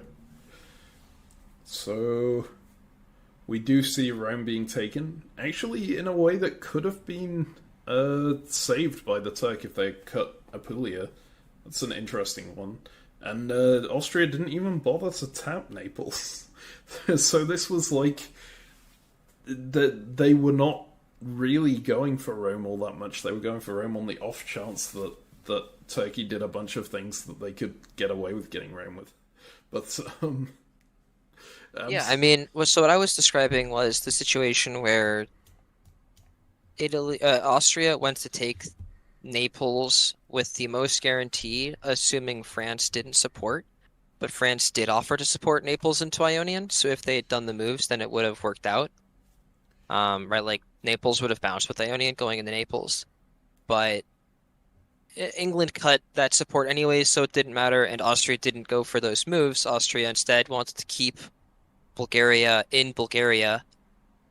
I mean, this is, again, like crazy. Also, England, I think, is throwing to Austria explicitly now, right? Support holding Sev, like... Oh, yeah. Okay. So when the second place player is throwing to the first place player, like, what? What are you guys... Okay. I think they saw Germany and France coming for them and just went, well, okay, screw you now. Right? This West has never been particularly cohesive, so... Well, they managed to be cohesive for a little bit. Surprisingly so, given the rest of the game. But now they are not again. I think that's slightly ridiculous, honestly. Because France is... England is the one who broke the whole thing, right?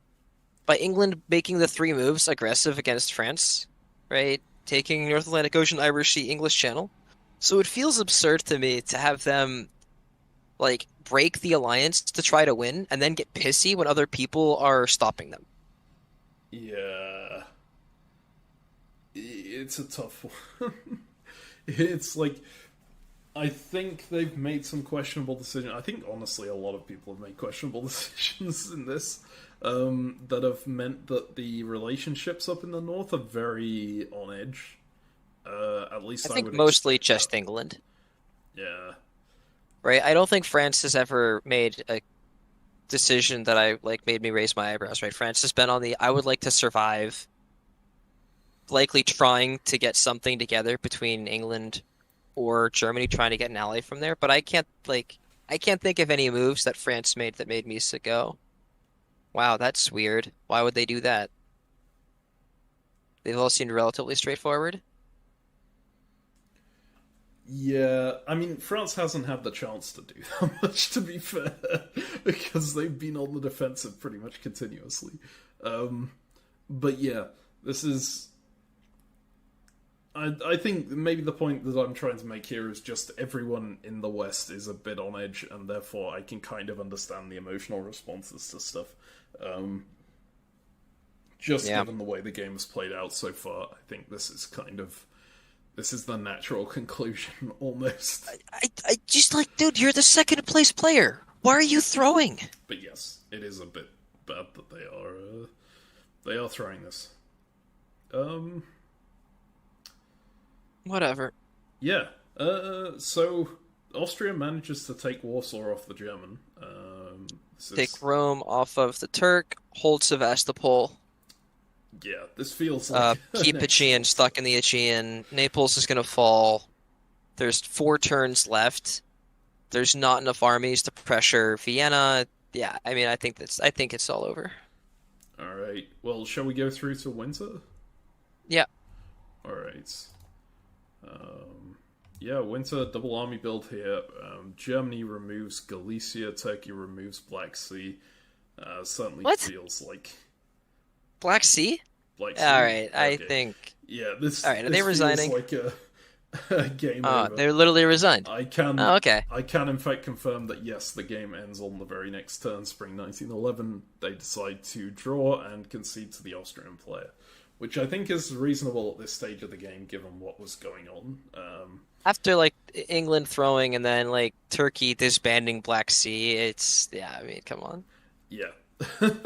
So Grayson takes the game 2 years in advance. You don't often see a concession prior to the end date in these kind of games, just because usually people want to play to the very end to make sure that they don't, they can try and take any chance Yeah, they because can. usually everyone in the game is still trying to win instead of Yes. trying to ensure that other people lose. Yes. I think this has certainly been a very unusual board at points. Hence why, honestly, I think this recording has been a like we spent so long on the first few years because they were so different to what we would usually see.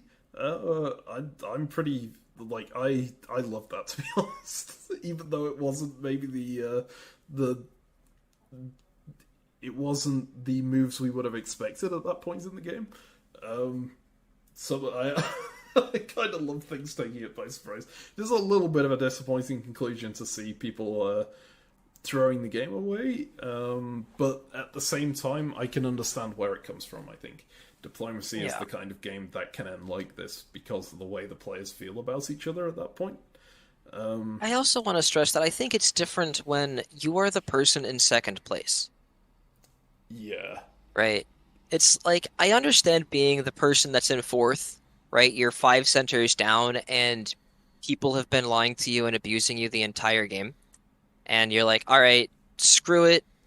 You guys have been whatever the entire time. But when you're the person in second place that you've been doing these ruthless stabs to give yourself an edge, and then other people are responding appropriately to not just give you the game, and then you throw it, I think that's just ay ay yeah, ay. Rough it's way for it to end. certainly a different situation. But I should say, primarily, absolutely fantastically well played game by Grayson in Austria there. Off the bat, an incredible start, right? Absolutely demolishing the South, managing to continue that basically, and then when he became the early leader, I think he did. He like just the tactics at that point were incredible. I'm not sure there was that much diplomatically he could have done at that stage, but tactically he pulled out all the stops and like outguessed everyone continuously, which is exactly why he ended in this situation. Right? He wasn't that I think many there's senses ahead of one people. strategic bit about I think he could have put more pressure on Turkey in like '06. I think he was strong enough that he could have attempted to actually just win.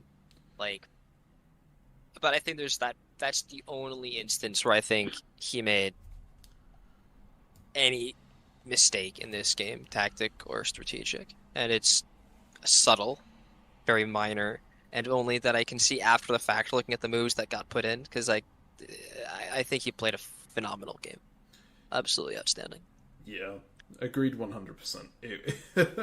And I actually kind of prefer that he didn't, because I think I prefer seeing it played out where everyone managed to hold back the leader for a while and like gang up on them. I liked seeing Turkey's resurgence towards the end, and I think Turkey, while they waited maybe a little bit too long to stab, they made a pretty fantastic effort towards the end to try and yeah, Turkey is not the reason why Austria ended up winning this game. yes. Yeah. Right? The rest of the board just needed to keep their shit together for an extra couple of years, and then, yeah, it's anybody's game. But, yeah. All right. Well, yes, that concludes the Olympus Season 1 final. Thank you very much for watching, and congratulations once again to Grayson for taking that trophy. It was a fantastic game to witness. I hope you all enjoyed seeing it, and we'll see you next time.